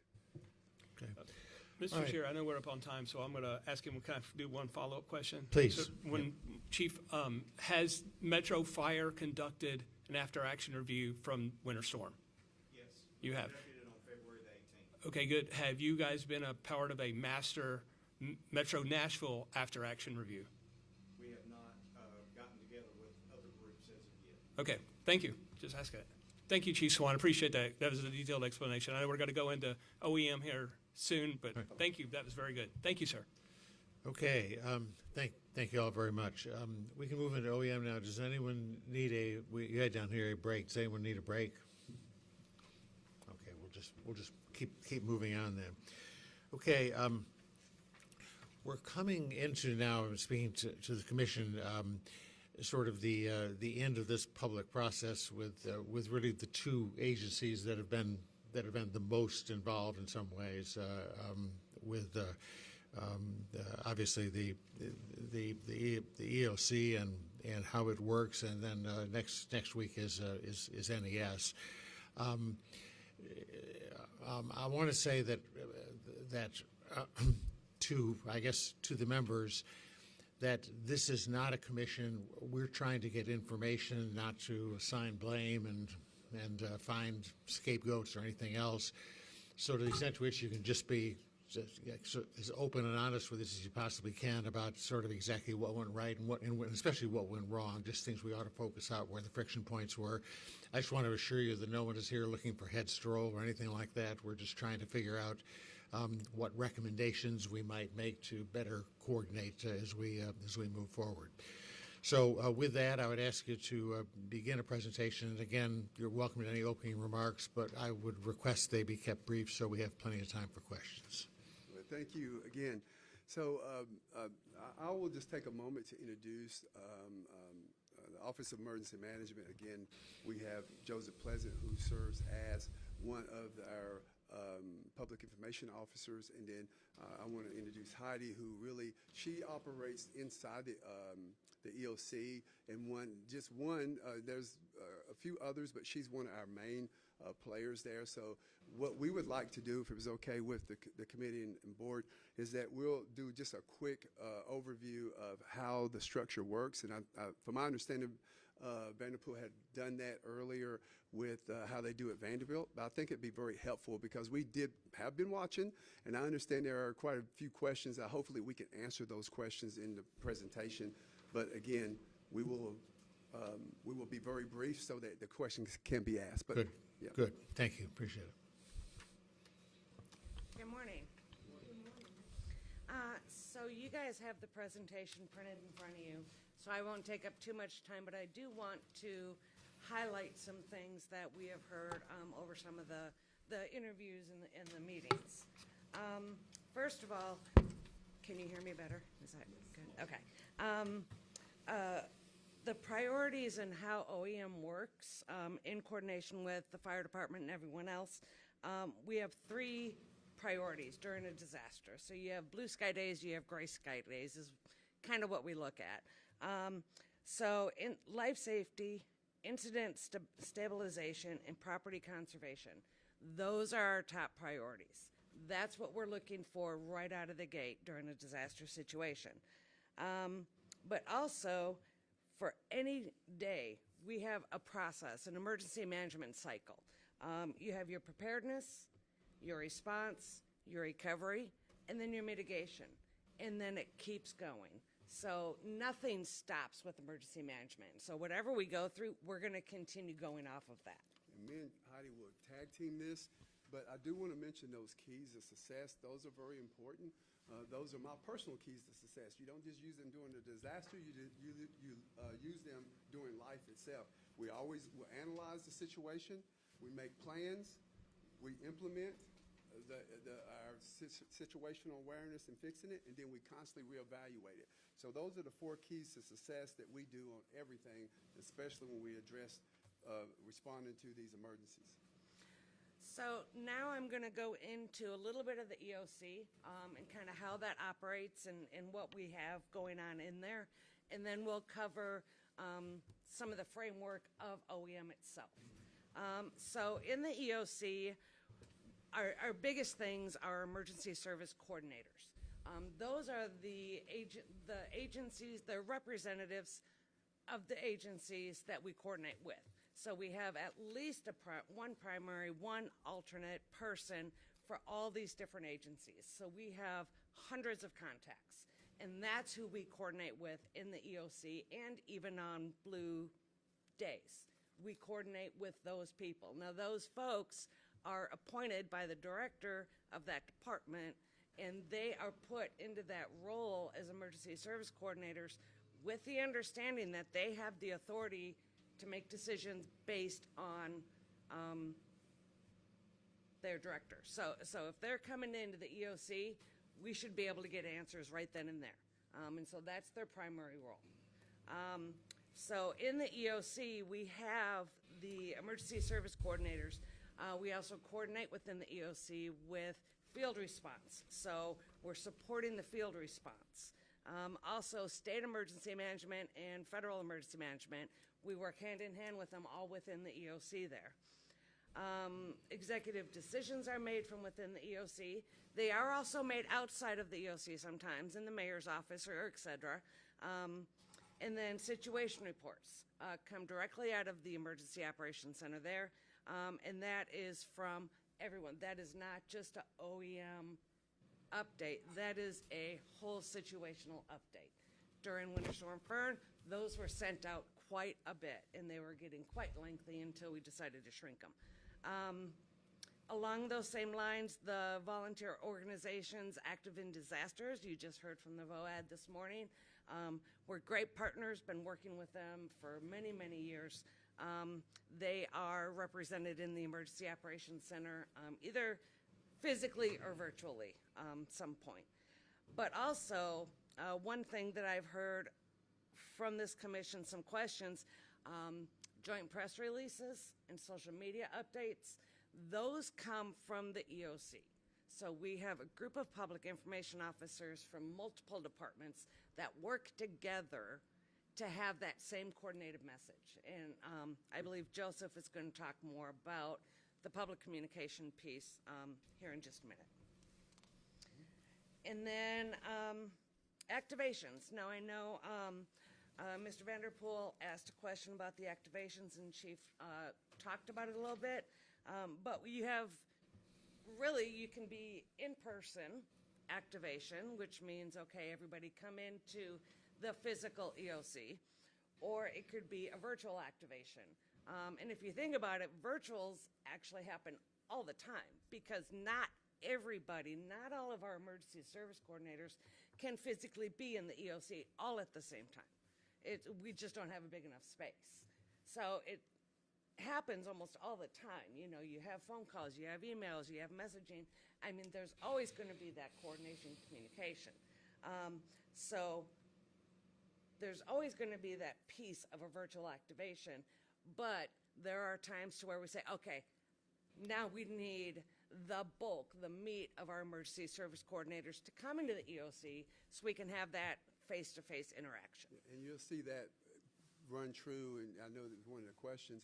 When we had our satellites, like Sunday, Monday, Tuesday, and Wednesday, the satellites were in place and the ESCs were giving information in, but then Thursday, Friday, Saturday, Monday, we brought the team into the physical EOC because we was doing cross-reference on departmentals needed to work together to achieve tasks. So again, and I'm sure I'll get a question on that, but that just give you the example of difference of virtual, full activation, partial activation. Those may be new words for some of you guys, but just know, again, if as much as we do it and as fluent as you should be in this standard and where we're at, it doesn't stop the flow of information and also getting tasks done. Thank you. So what was talked about earlier with the transportation task force, I guess you could call it, that's an idea of where this virtual activation can take place. Because departments like the water department or Office of Homeless Services, they might have their own command at their department, taking care of their department-specific stuff. Well, they're still communicating with their rep in the Emergency Operations Center.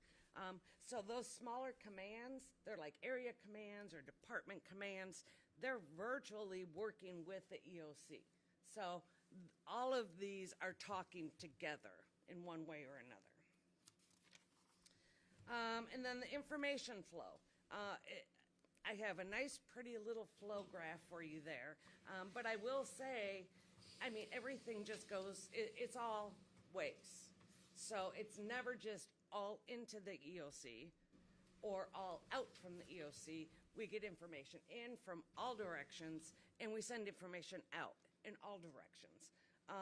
So as you can see here, the EOC works directly with field response, and then our emergency service coordinators work with their departments, but all of us work with the public information officers, and then the public information officers work with their own departments at the same time.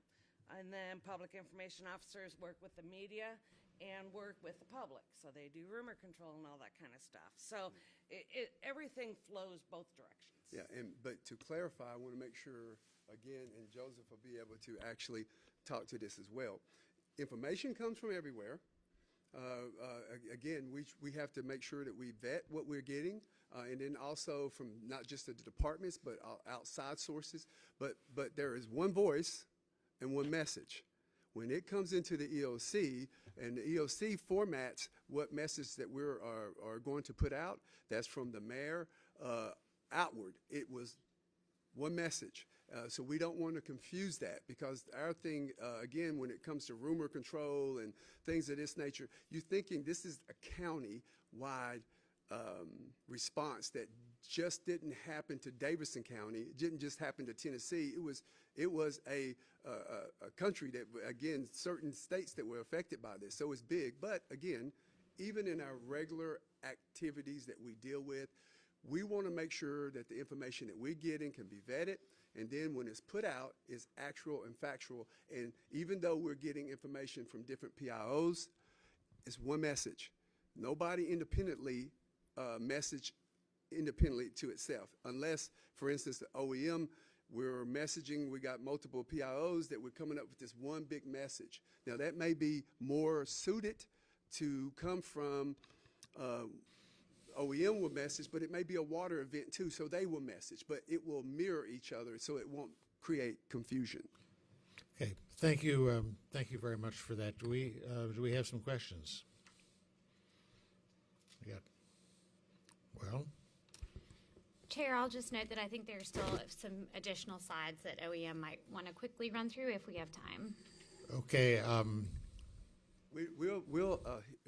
thank you so much, Kendra, because it is. We were just trying to make sure that we answered questions that we knew were already out there. But listen, we're here to make sure that we answer questions and that we have a complete understanding of what's going on. Yeah, I moved on because we have these copies of this stuff up here, and I hate to just repeat something that we're sitting here in front of. I'd like to make sure commission members have all the time that they want to ask any questions. Yes, sir. Nobody has a blue card up yet. Let me just ask the first one. Operationally, is there someone who reports to you who is in charge of OEM? Yes. So I'm in charge of OEM, sir. I am the director of OEM, but there is a work chart if you want to look on that page. And under me, I have let me get to you so I can tell you exactly what page it is. The pages are not numbered. 1, 2, 3. It's the fourth page in the packet. It is page, yes. And under there, you will see that the work chart and how it works. I am, again, the director. Under me, I have an assistant director. And then we have an operations manager. So those, again, everything flows because Chief Swan is not going to be on every phone call. Chief Swan's not going to be dealing with every situation. But I am very much abreast with everything that goes on, but there is always have to have some type of structure and workflow. And as you look at that, you'll see how it flows and work inside of the EOC. But I am the IC. Of course, let me step back. The mayor is over the city and everything that happens, but he entrusts the Office of Emergency Management to handle those emergencies. So it comes under me. And then from me, it just flows down, as you can see the work chart. And then I also want to make note that just because I am the director of the Office of Emergency Management, I am the conductor, but I value all of our department heads. And if it's a matter of security or an issue that deals with water or an issue that deals more with public, with the police department, then I am working in conjunction with their director saying, well, tell me, what do you need? How can I better help you? Because what we do at OEM, we just know the resources, and we make sure that we streamline any situation and help brain think, how do we get through this circumstance, or how do we mitigate it? Okay. If Ethan? I answer that. Yeah. Thank you. Sorry. While we're on that subject of organization and how it works here, so am I understanding the org chart correct that both the finance arm of the OEM as well as your position as director are funded by the fire department budget and not the OEM budget? Is that what I'm understanding correctly? Yes, sir. And Ethan, I would tell you that we those are positions that are there, like the finance department, but in conjunction with that, you'll see complement there. They're not there by themselves no more than I am, but you're right, they are funded through the fire department. Okay, and so the finance director of the, or finance executive administrator, prepares both the fire and the OEM budget, or they do not? No, sir, they just deal strictly with OEM. Okay. Just like our public information officer, Joseph, Pleasant, and Kendra, both are there, both fire and OEM. So again, they just serve that dual role, but it's separate. Okay, thank you. Yeah. And then under this org chart on grants coordinator, we have, how many grants coordinator positions are funded? Or do we have one grants coordinator, or do we have multiple grant writers under that, or what's the staff look like for grants? Yeah, we have both Angie and Drusilla that really handles those grants. Mm-hmm. We do not have a grant writer. Mm-hmm. And again, I think it would be fair to say that, and even under this administration, they understand that when we have these big emergencies, it really just shows the need that we do have at OEM. And of course, we asked for a couple positions, and we were granted that. We're very thankful because OEM, you see, it's a staff of full-time personnel of just 18, just 18. That's why, again, the compliment from the fire department really expands that and makes it work as well as it does. But the flow works fluently, again, just because we do similar things and we know each other very, very well. Excellent, thank you. And then just to follow up on that, so the are there two FTEs funded for those grant positions, or are there unfilled FTEs? No, the FTE, we have one grant person for OEM. Thank you. And then the other is fire, which helps coordinate that, but Got they're it. from fire. Perfect. Yes, Thank you. Thank you very much. I'll come. I've got some notes to take. Thank you. Johnny? Chief, I truly understand is that in this world of emergency management, we're moving into an area where we're going to try to leverage this technology, and you have a very interesting concept here in this virtual EOC versus a manned EOC, and how it sort of typically would have flip-flopped. During the height of the storm, I would have thought that you would have had an in-person EOC, specifically starting maybe Saturday, Sunday, Monday. I know one time we made a call to service to Metro on Sunday morning at the height of the storm, or when things were just really starting, people were just starting to get outside. I think there was over 2,000 calls of service that were waiting. So my question is in regards to the EOC, number one, during these virtual EOCs, who was serving as the instant commander for that piece? That's number one, the question. I think the second question is the virtual EOC built into the CMP? Is that, and for a storm of this magnitude, Could coordination been better in an in-person? We've heard that from several people that have been up here. In fact, Chief Drake spoke about that. We heard that today from the VOAD. We heard it from other people. Could there have been reflection back to think that an in-person EOC activation would have been more appropriate at the height of a storm of this magnitude that was impacting tens of thousands of people in the city of Nashville?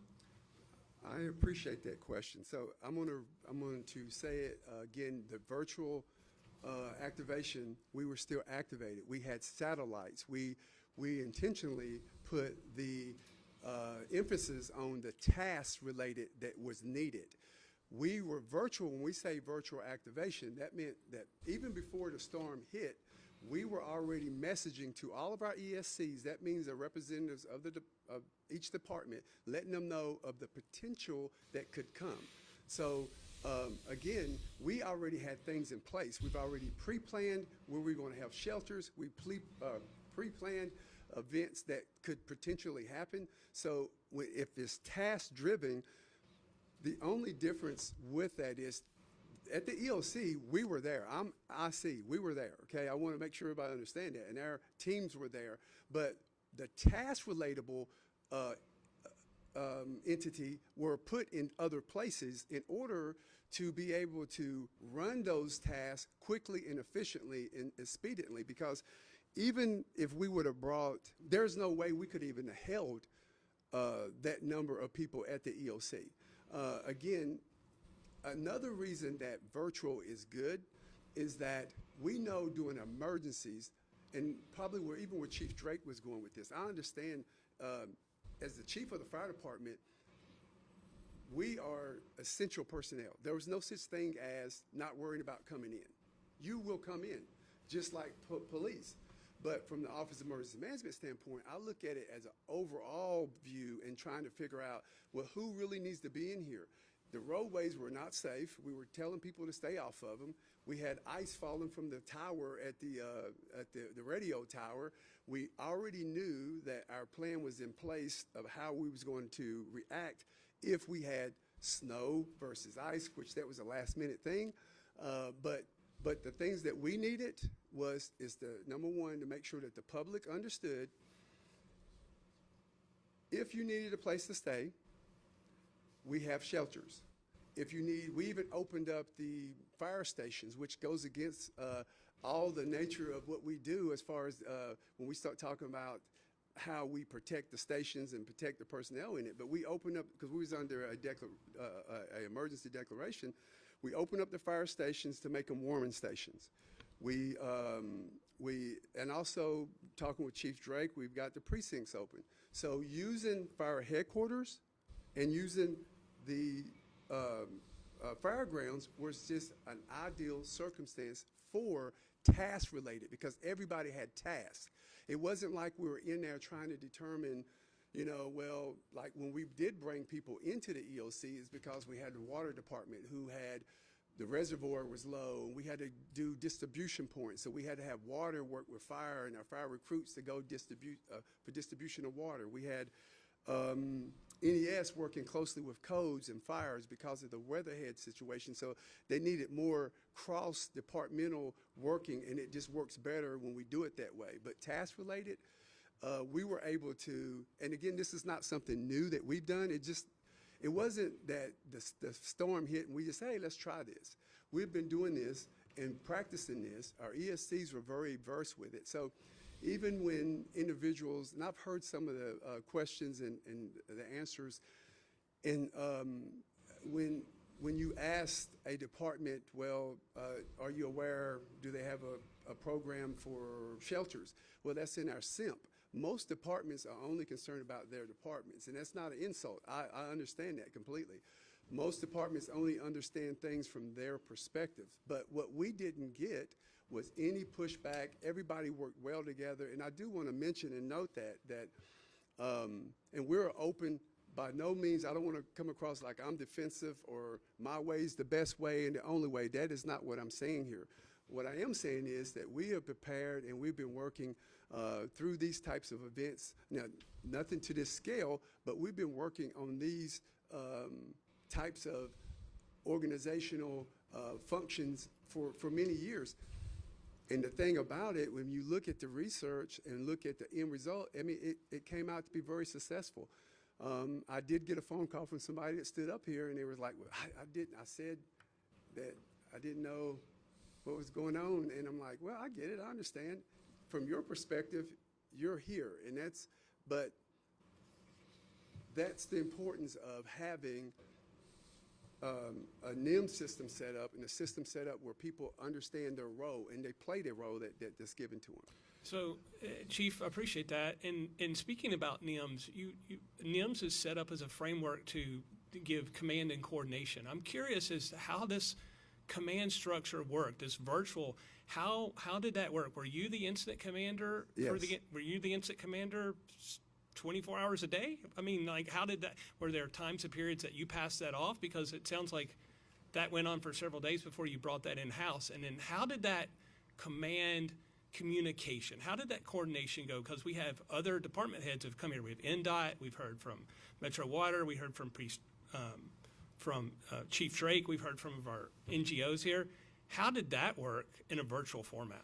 Yeah, well, and I think the word virtual, I know, has really been, I'm trying to explain that, because the virtual side of that only took place we started that a couple days before the storm actually hit. Okay. But remember, the virtual process, even though we said it's virtual, we had teams in place at these other satellites. So the virtual standpoint of that just means that the ESC, the person that is over fire, who is the coordinator who is giving data, feeding data into our LEAP program, the difference between them being at fire headquarters versus EOC, at the actual EOC, it didn't change any. All they're doing is documenting, putting information in. And if they needed anything, then again, they would call, they would email. We was on a constant, there was never a breakdown of communication. So it wasn't like if it's fire related, let's use the NDOT, that's a good example. If you use NDOT, their role, they know what their role is. Philip Jones, Rocky, and others, they know what their role is to X, Y, and Z, and that's what they did. They put that into LEAP. Any issues they had, they would do it. Every department, when they were in their role of operating, knew what that was. So there was always a branch of communication. There was never a breakdown of communication. I don't know how else to word that, because every organization, even at the fire station, fire headquarters, we had commanders there that was operating under the premise of running that. At the shelters, we had members there that was operating and running that. At the EOC, you had our setup there that was just getting data that came in. So it was not a break of any type of communication. So in regards to, was there an incident commander during this EOC activation? Yes. Okay, and who was that, sir? That was myself. Yourself? Yeah, myself, and then underneath, when you look at the structure, as you know, the incident commander, again, is the establisher of the organization. And then from there, it just, if I'm not there, it goes to Radonna. If Radonna's not there, it just drops down. Everybody knows their role and what they need to do to make decisions. Decisions are not just made, like Will Swan don't sit in a room and just be like, I'm gonna make this decision based on myself. I have a team. I use the actual department that's having that problem. How do we fix this? What do you need? So it's not like you have an incident commander.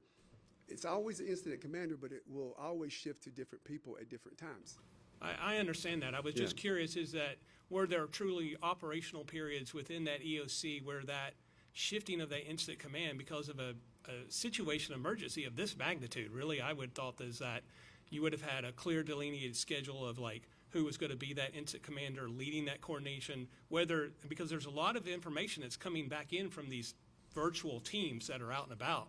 Mm-hmm. So I was just curious how that incident command worked, because ultimately that EOC is that coordination, which is probably channeling, I would think, channeling information back up into the mayor's office, right? To Absolutely. Get information out. Because one of the other things is that in a in-person EOC, I'm curious about this piece. Did you have any external coordination with NES? Yes. Okay. Yes, so NES is one of our main emergency service coordinators. From the very early preparations, we were in constant contact with NES. NES was in the EOC when we had it in the EOC. Otherwise, they were on speed dial. There was always communication going, information being put into our system, the LEAP system. So that is one thing that we don't have a complaint on with this, is the communication between OEM or the city and NES. It was great. Always has been. They're great partners for us. Okay, so you were getting communication back from NES Yes. all throughout the height of the storm. Yes. And that communication was virtual, is that what you're saying, until you got to an in-person EOC? For the first couple of days, yes, it was virtual. But again, there was no stop in communication. Okay. So if there was a healthcare facility or if there was a nursing home that, or a high rise that, you know, it's like, okay, this is a critical facility. Hey, NES, we need this to be as critical. And then, I mean, it doesn't matter if we're face to face or if we're on the phone. Okay. Always happened. Well, I know that in-person always seems to be important. We heard that from several people up here, that they voiced a really large concern, is that they championed an in-person EOC, and it felt like it was very crucial moving forward. I just wanted to put that out there. And one of the other things I think that Chief just didn't bring up was the safety of our emergency service coordinators. I mean, we're, you know, public safety and such, you know, we know what we have to do, but to have people from the fairgrounds have to drive in from out of county, or people from parks to have to, you know, drive in, and that's just one of the other things that we have to keep in mind, is not all of our emergency service coordinators are public safety. And a lot of them are driving their personal vehicles, and so schools being out, they had to be home with their children. So we just have to keep all of that in mind with when Chief has to make these decisions. Mr. Chair, I don't want to take up any more time. If we get No, time at the I end, think another question. Actually, I think this is a very important subject, so please go on, and then I'll come down here.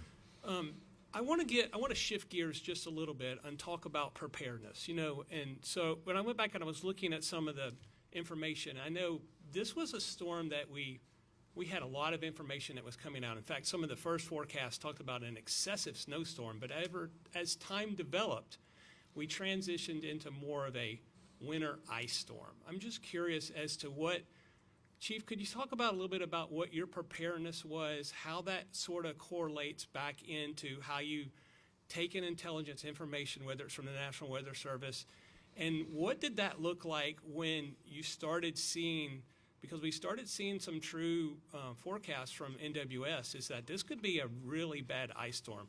What did that look like? How did that push you into a different planning methodologies, what your posture was, what were your operational readiness, and how that communication was going out to the other entities, whether it be NES, the NGOs, the department heads? How did that work? Yeah, well, thank you for the question. So basically, when the storm started, we started getting information about the storm. The thing that we wanted to do was make sure that we pre-planned all of we've talked to the fairgrounds, we orchestrated the fact that, hey, will we be able to utilize your facility if we had the need of that? And the agreement was made. We also talked to Monique from Parks, and we selected certain facilities that we could utilize. It would be easy access getting in and out. We pre-planned those not only on the aspect of how much could this facility hold, but also we made sure that will we be able to sustain that if they lost power. And then, of course, with Red Cross, we realized they have to inspect it too, just because that's just part of their procedure. One of the things that we did was looking at this storm, and to your point where you're making about, well, you know, a storm at this magnitude, one of the things that we did was already pre-planned the fact that if we have to support this, one of the things is, and you'll see the Red Cross had a problem getting here because it was such a big emergency. We didn't have the support of the Red Cross initially to run the shelters effectively, only because, you know, again, they had to fly people from other states in here. So the decision from us made it a lot easier once we decided, hey, you know what, we're going to just run the shelters. So when we put the shelters, the storm came in as the storm started flowing. With less than 24 hours, we had, 3 shelters opened up. I mean, from the time it started, we opened up Fairgrounds, and then we went to Southeast, and then we went to Madison. We had the Nashville Training Academy open at one time. We always kept one isolated so that if we had some type of bigger emergency, we would be able to utilize it. The challenge here is that, let's see.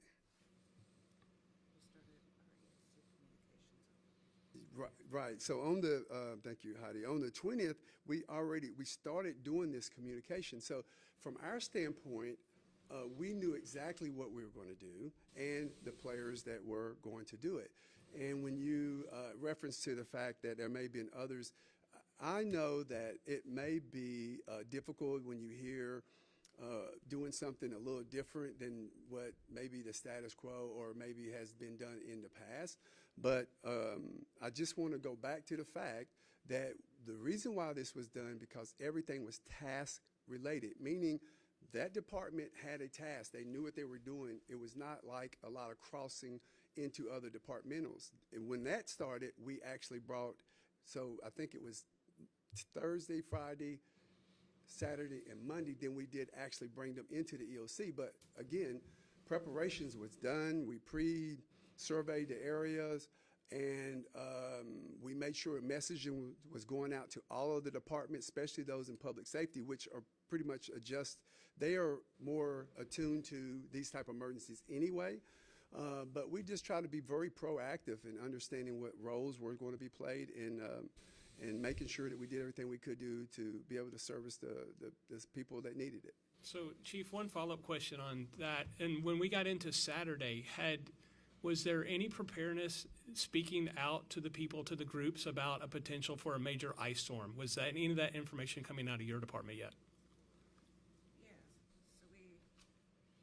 So we had twice daily updates on weather, road conditions, and road closures on social media, on websites, etc. So yes, Saturday that was happening twice a day. Okay. That was going out. Right. And then also some of the preparations that we did, we had cold patrols going out into the community before this, truly hit. But public messaging from OEM actually started on the 19th, so the Monday before any of this happened. And actually at that time, the Weather Service was still saying a winter storm, but they weren't saying ice storm. And it's really hard for them to say, okay, it's going to be this precipitation over this when it comes to winter weather.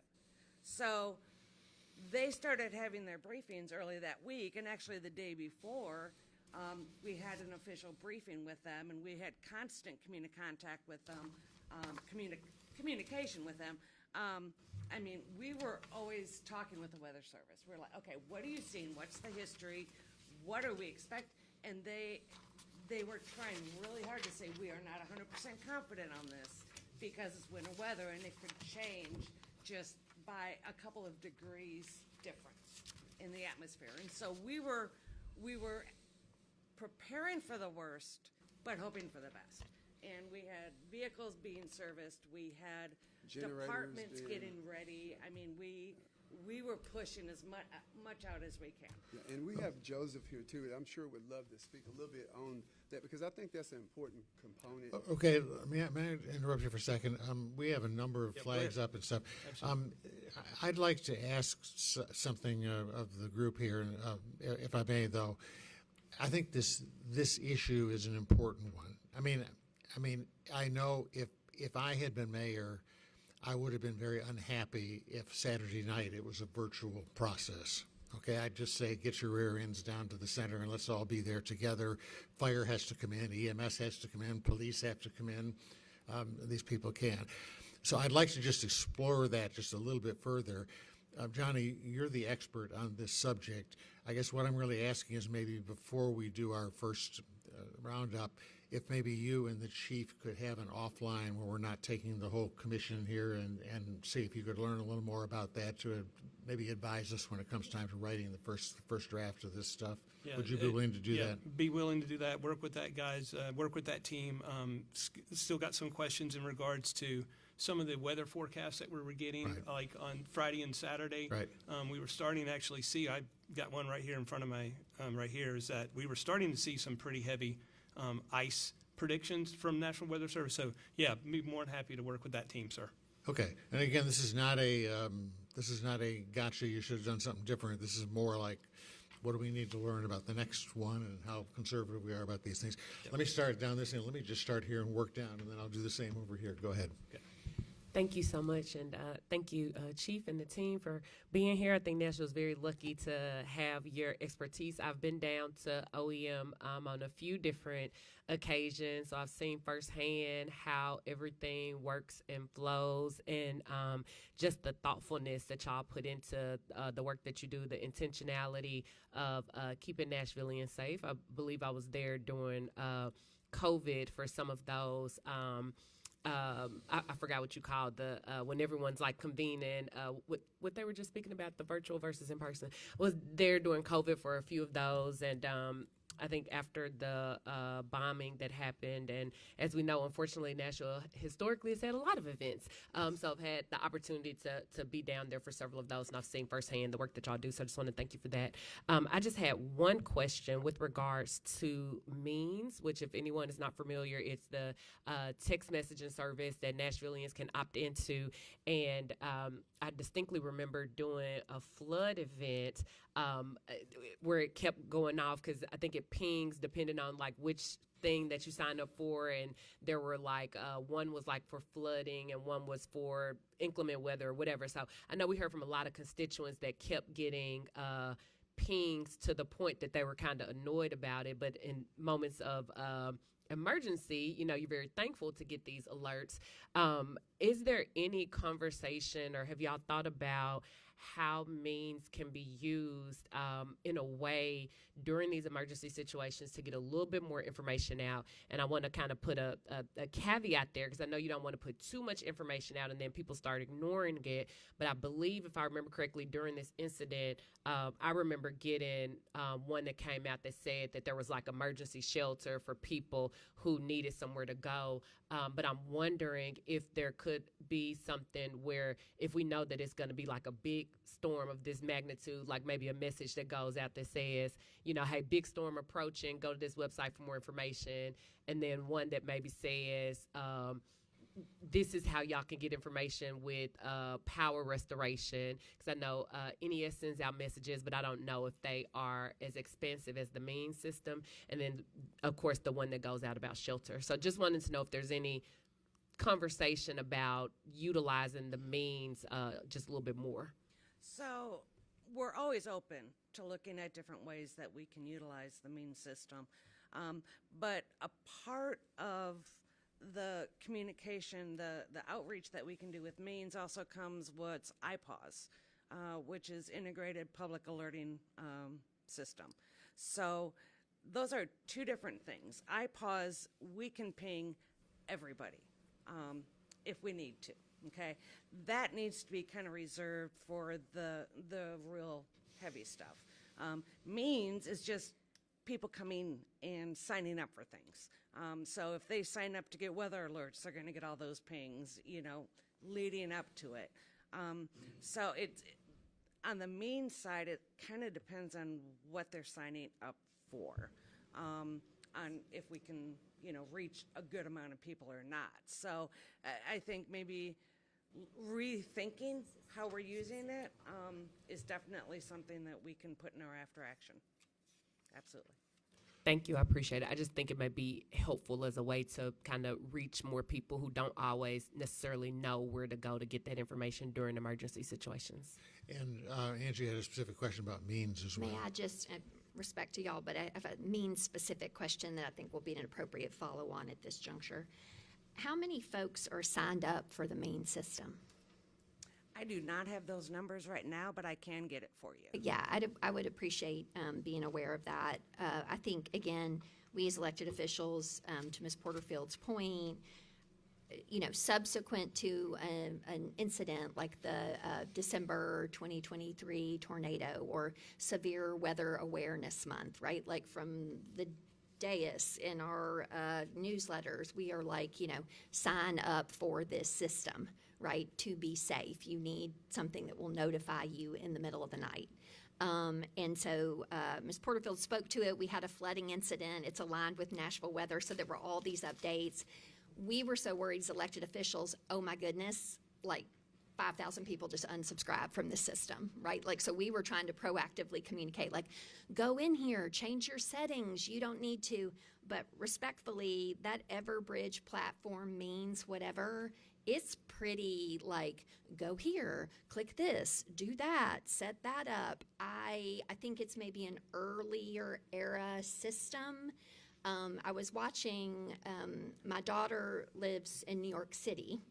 In anticipation of that winter storm, every single communication that went out, OEM, fire, mayor, whatever, they all had text this specific number, and then you're signed up for all the alerts about this winter storm. So literally all anybody had to do was like text this number, and then they're getting like the text alerts that are prioritized by, a similar team. I felt like what was coming out from Means only ever at the end of every day was about like, there are these shelters that you can go to. And so it was sort of like, well, if this Means system historically has predominantly been about acute weather, but now we're using it to say, hey, you have these shelters available to you, right? And just sort of like what we're prioritizing and like what goes where on what platforms. I understand it's an immensely complex space. I appreciate Mr. Pleasant's, kind of daily email, because as an elected official, I know I go there, all that stuff is in there.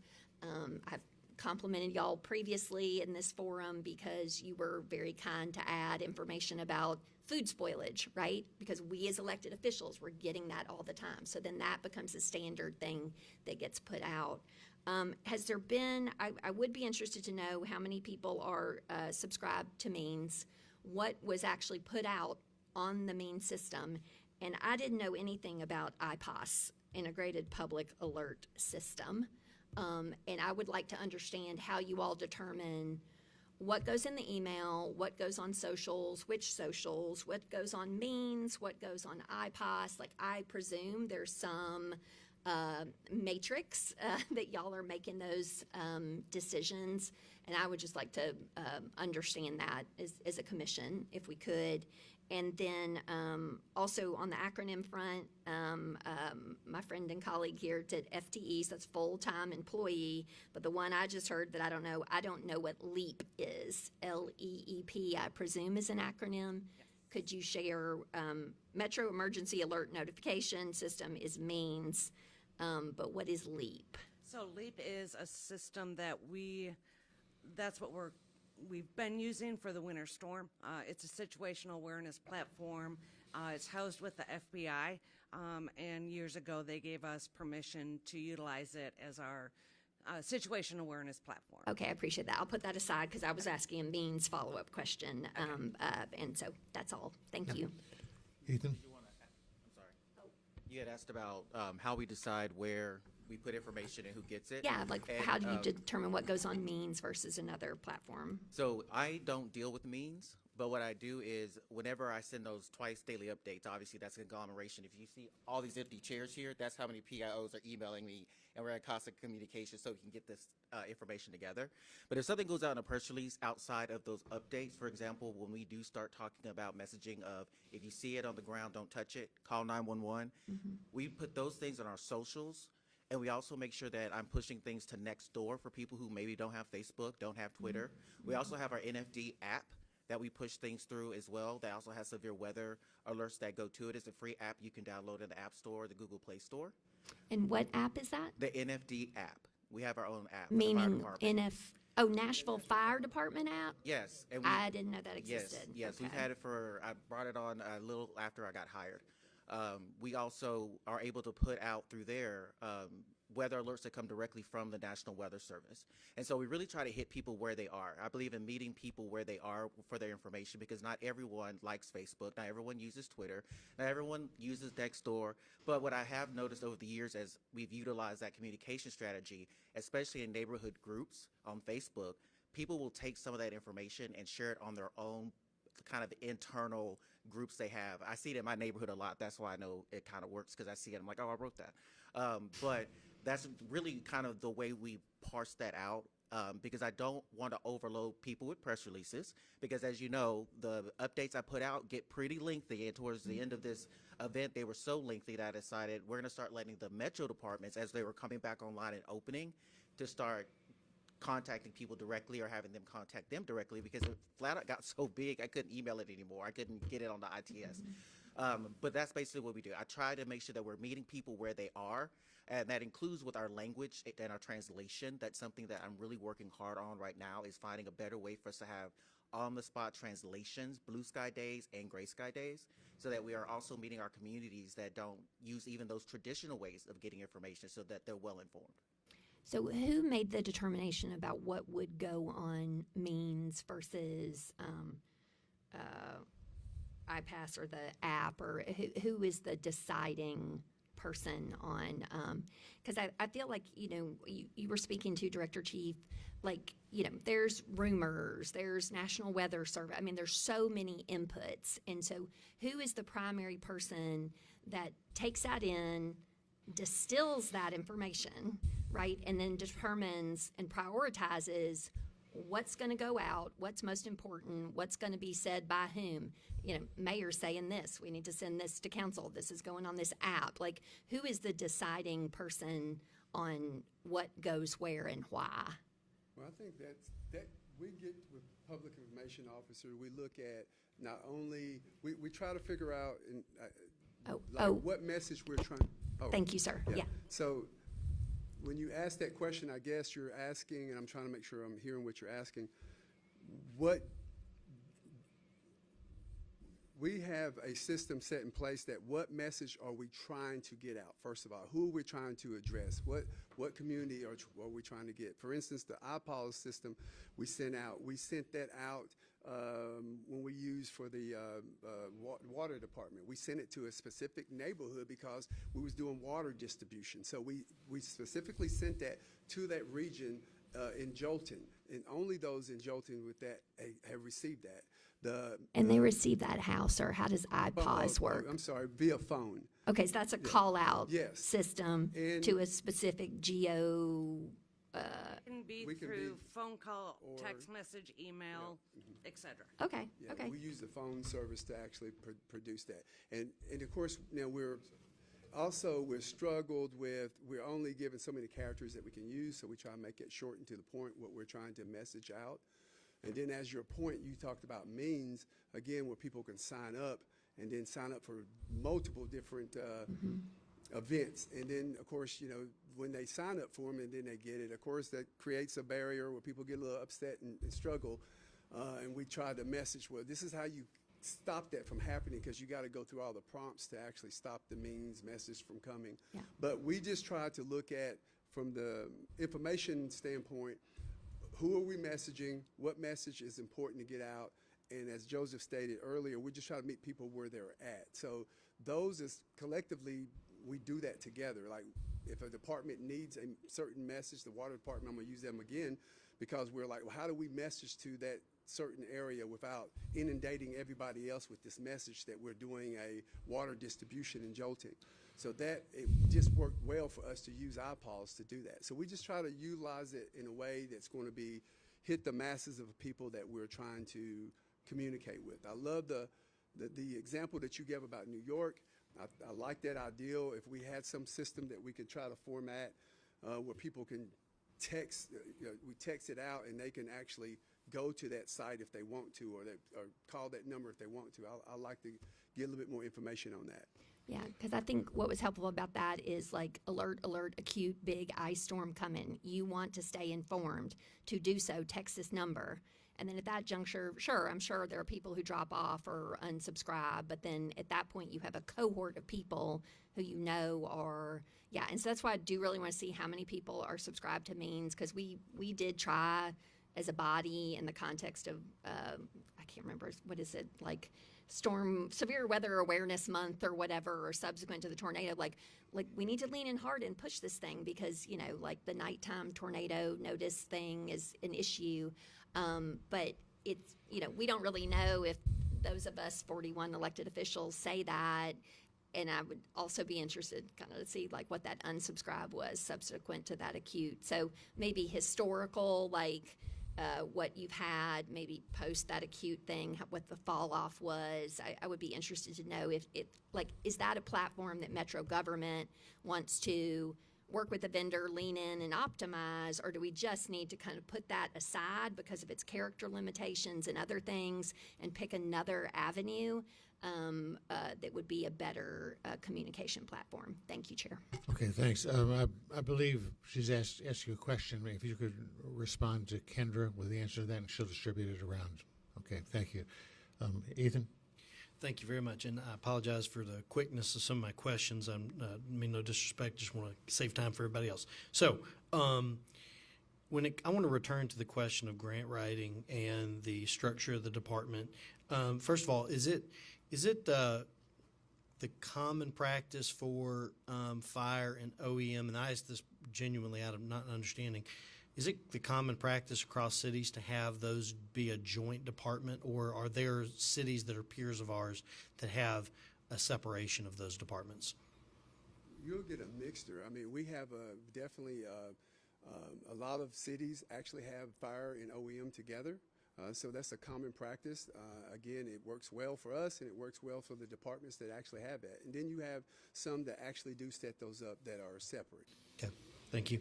And then my next question was, we have one person assigned to grant writing, and without trying to second guess anything, I've done some research on some of the preparedness grants that are out there. Did we submit anything in the 2024 Building Resilient Infrastructure Communities, Infrastructure and Communities BRIC grant program? No, in that grant position that you see there, what they do is like the Port Grant, the UASI, these big grants that come in through the city that normally the fire department may do a grant, police may do a grant. The grant coordinator here, all they do is the overseer of those grants. So even though that money flows through OEM, it's distributed out to the departments who actually apply for the grant. But we don't have a grant writer, and we don't do, I do know that the mayor's office I think they have a grant person there.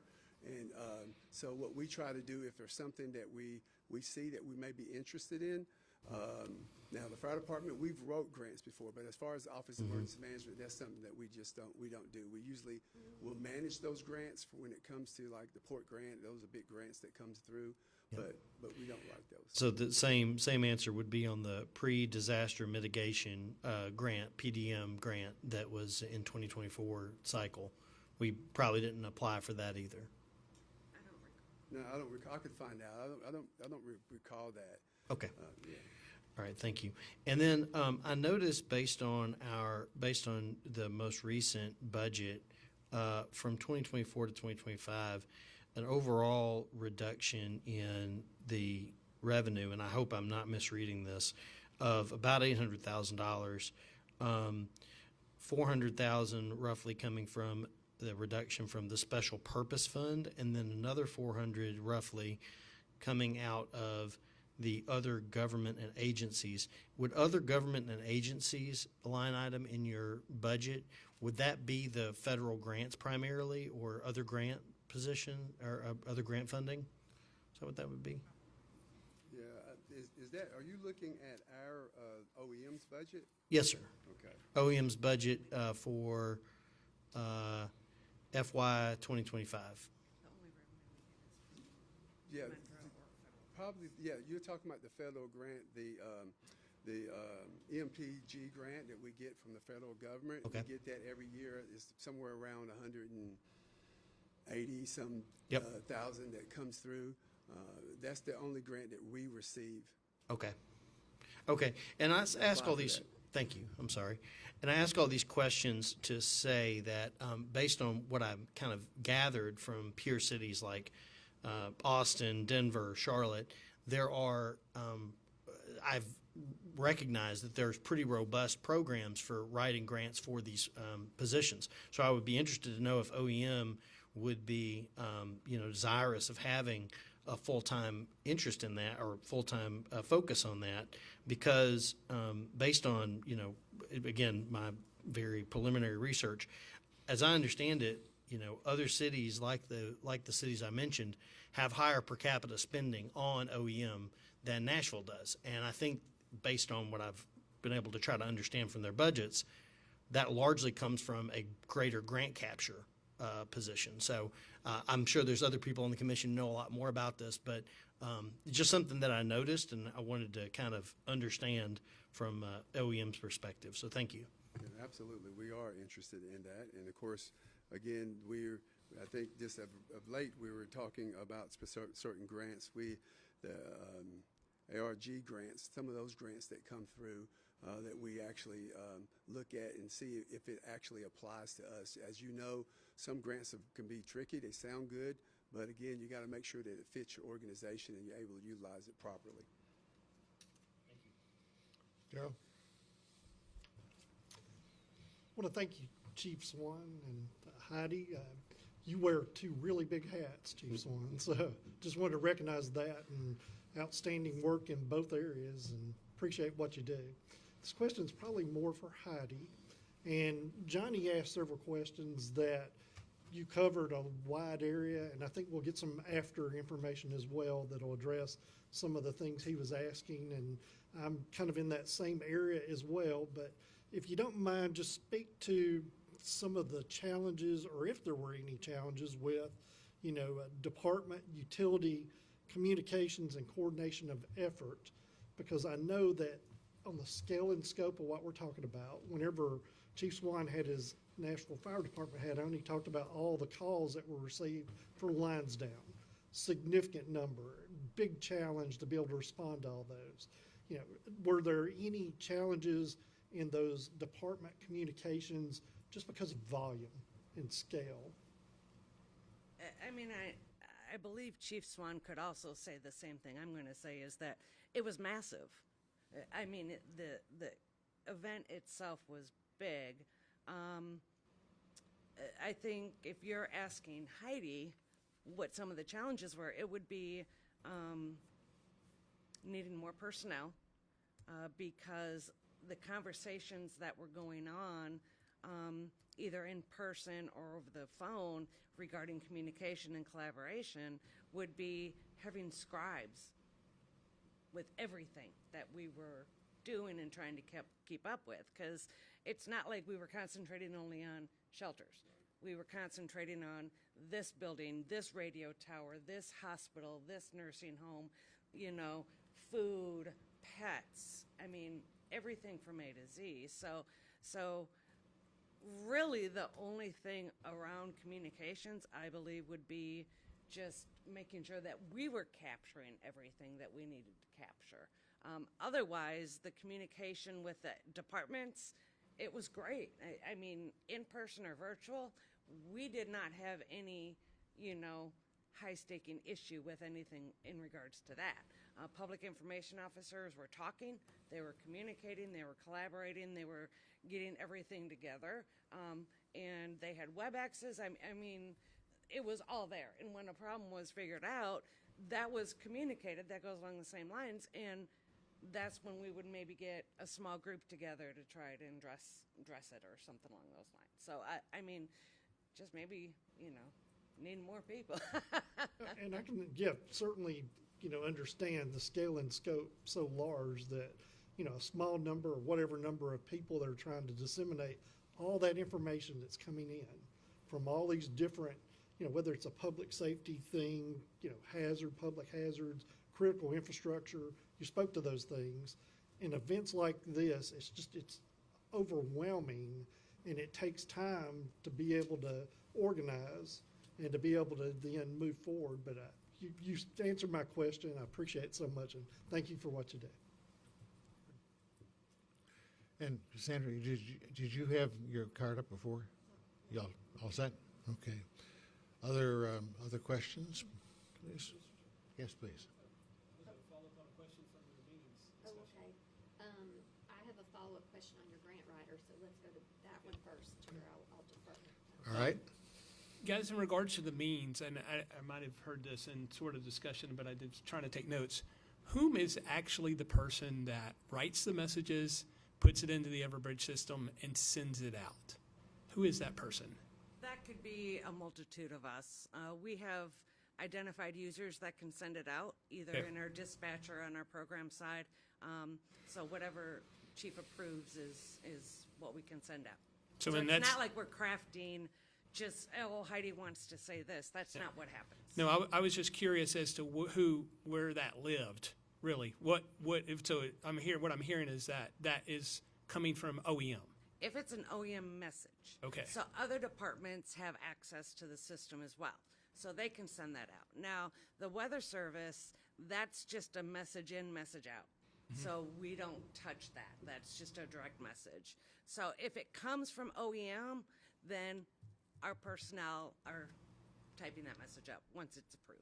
Oh, Heidi, that's very helpful. I was looking back at the OEM messages that I had received and with this piece. Now, it's hard to tell with this because we don't know, we were in periods of time of where there might not have been cell towers getting to us. But I was looking back and it looked like there was three or four means messages that came out from OEM in regarding winter weather. Okay.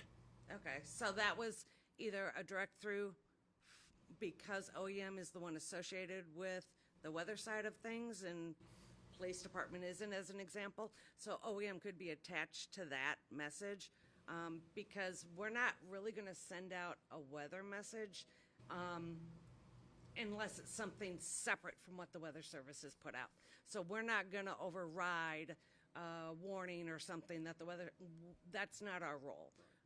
So if there's something that's maybe a cascading effect, we might put something out. But for the most part, if it says from OEM, and this is just a technical thing, that might just because we're the agency closest associated with the Weather Service. Okay, got it. And one clarification, so other departments have the ability to use means, the Everbridge system, is that Yes, sir. what you're saying? Do I have to sign up because I'm only receiving OEM alerts? Like, do I have to sign up to receive Metro Water or Metro Police, or is it just one comprehensive system? So you can sign up for different things on the main system when you go in. You can sign up to get, stuff about your trash or, things of that nature. Okay. Now, pardon me, but you are an emergency service coordinator, so you're going to get different through the same system, but you're going to get pages as an emergency service coordinator as well. I just had some people ask me in regards to just friends and family, community members, and we were talking about that and this communication that was coming out. So I'm just trying to explore this a little bit better so I can pass this message on because I agree. Having a good communication platform is instrumental. Communication is the lifeblood of any organization. It's the lifeblood of an EOC. Having good communication will determine whether you are successful or you are not. So thank you very much. In follow-up to the grant question, this has been sort of a long time thing that gets elevated at budget time in Metro through our service. I see Pro Tem nodding her head, but basically kind of making the decision departmentally, is there sufficient kind of grant funding space or size of a department, right? Which one might think OEM, fire, MNPD, right? Like you want somebody who's like a specialist, right? Because there is a maybe potentially perpetual cadence of grants or other opportunities, and it's enough of a space that's significant to justify an FTE, a full-time person, to both seek those grants and or track their implementation. But the question has come up because I think those of us on council have had felt historically that, you know, kind of grant money was being sort of left on the table or not sought, you know, in particular departments, totally understandably because of just capacity, size of that department, didn't have a position for that. And so in various administrations, there's been a bit of this conversation of, okay, which departments, if any, need these grant positions? And or is there a unifying position within the mayor's office administration, and that person is sort of the primary, like understands the entirety of the landscape, knows which departments have whom, okay, you're assigned.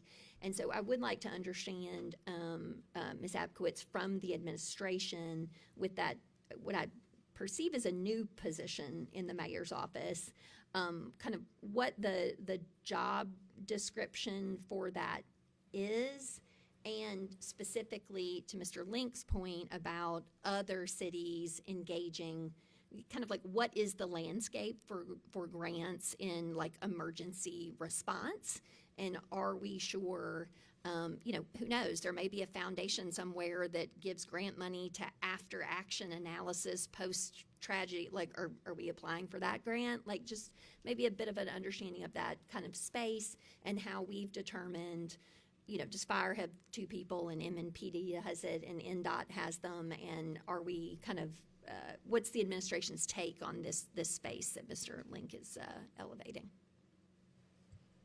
Thank you. All right. Other questions? Tim, you didn't get a chance to speak. Do you have anything you want to add? Thank you, Mr. Chair, for recognizing me. I'm taking all in all of the acronyms, and particularly around this grants discussion. It's something that I think has come up. I'm glad that it was raised by Commissioner Link. I think it is something that we should certainly be exploring, or even recommending that there be exploration of, because the reality is these disasters are going to come more often, and if we have some dedicated resources that can help us to be more resilient, I think that's all the better. Thank you. Any other questions? Thank you all very much. Appreciate it. Can I add one thing? Sorry. I didn't get to address this briefly, but I wanted to talk a little bit about the preparation that our communicators, our public information officers have with each other. We actually meet monthly. We have a virtual meeting actually later today. Blue sky days, gray days, book sky days. But for this particular event, we actually huddled with key public information officers going into the event days beforehand.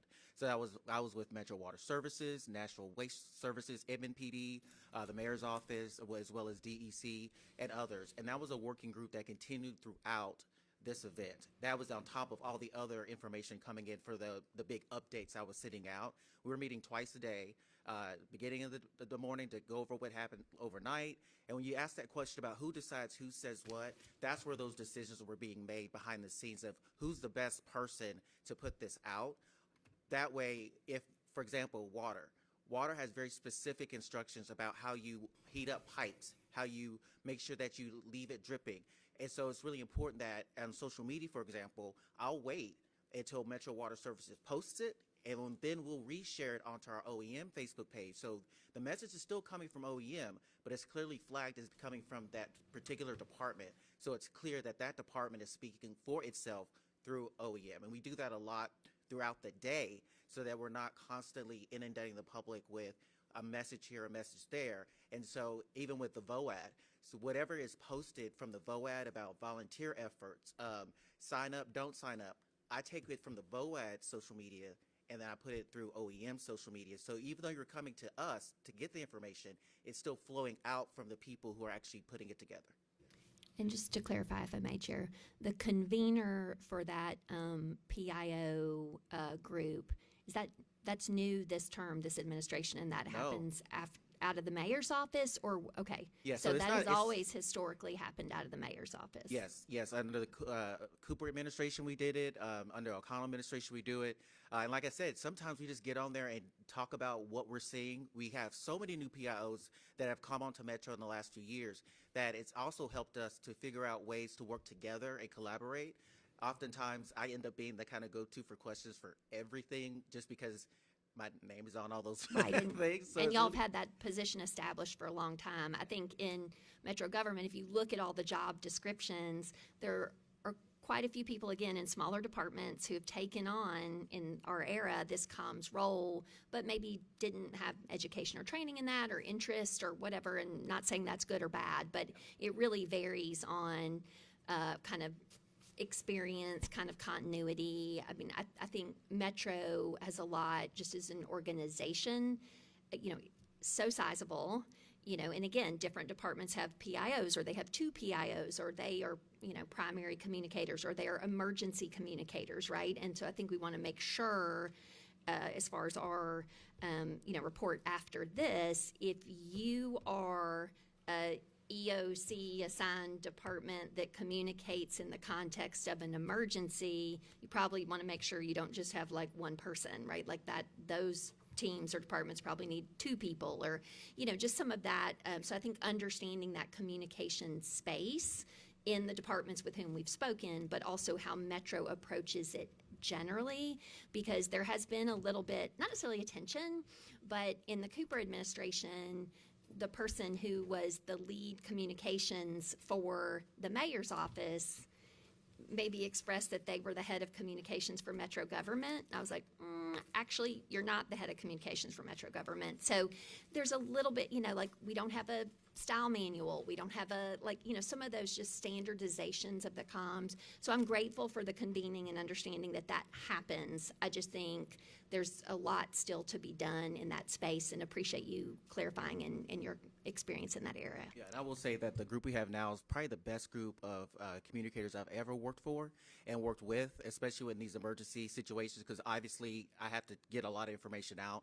But as I said, we meet monthly, quarterly. We do it in person. Like I said, we have a meeting later today, and to go over whatever is happening new right now. I'm sure we're going to be getting ready for CMA Fest. So we have a good relationship. We have open lines of communication with each other. We're all just a cell phone call away from each other.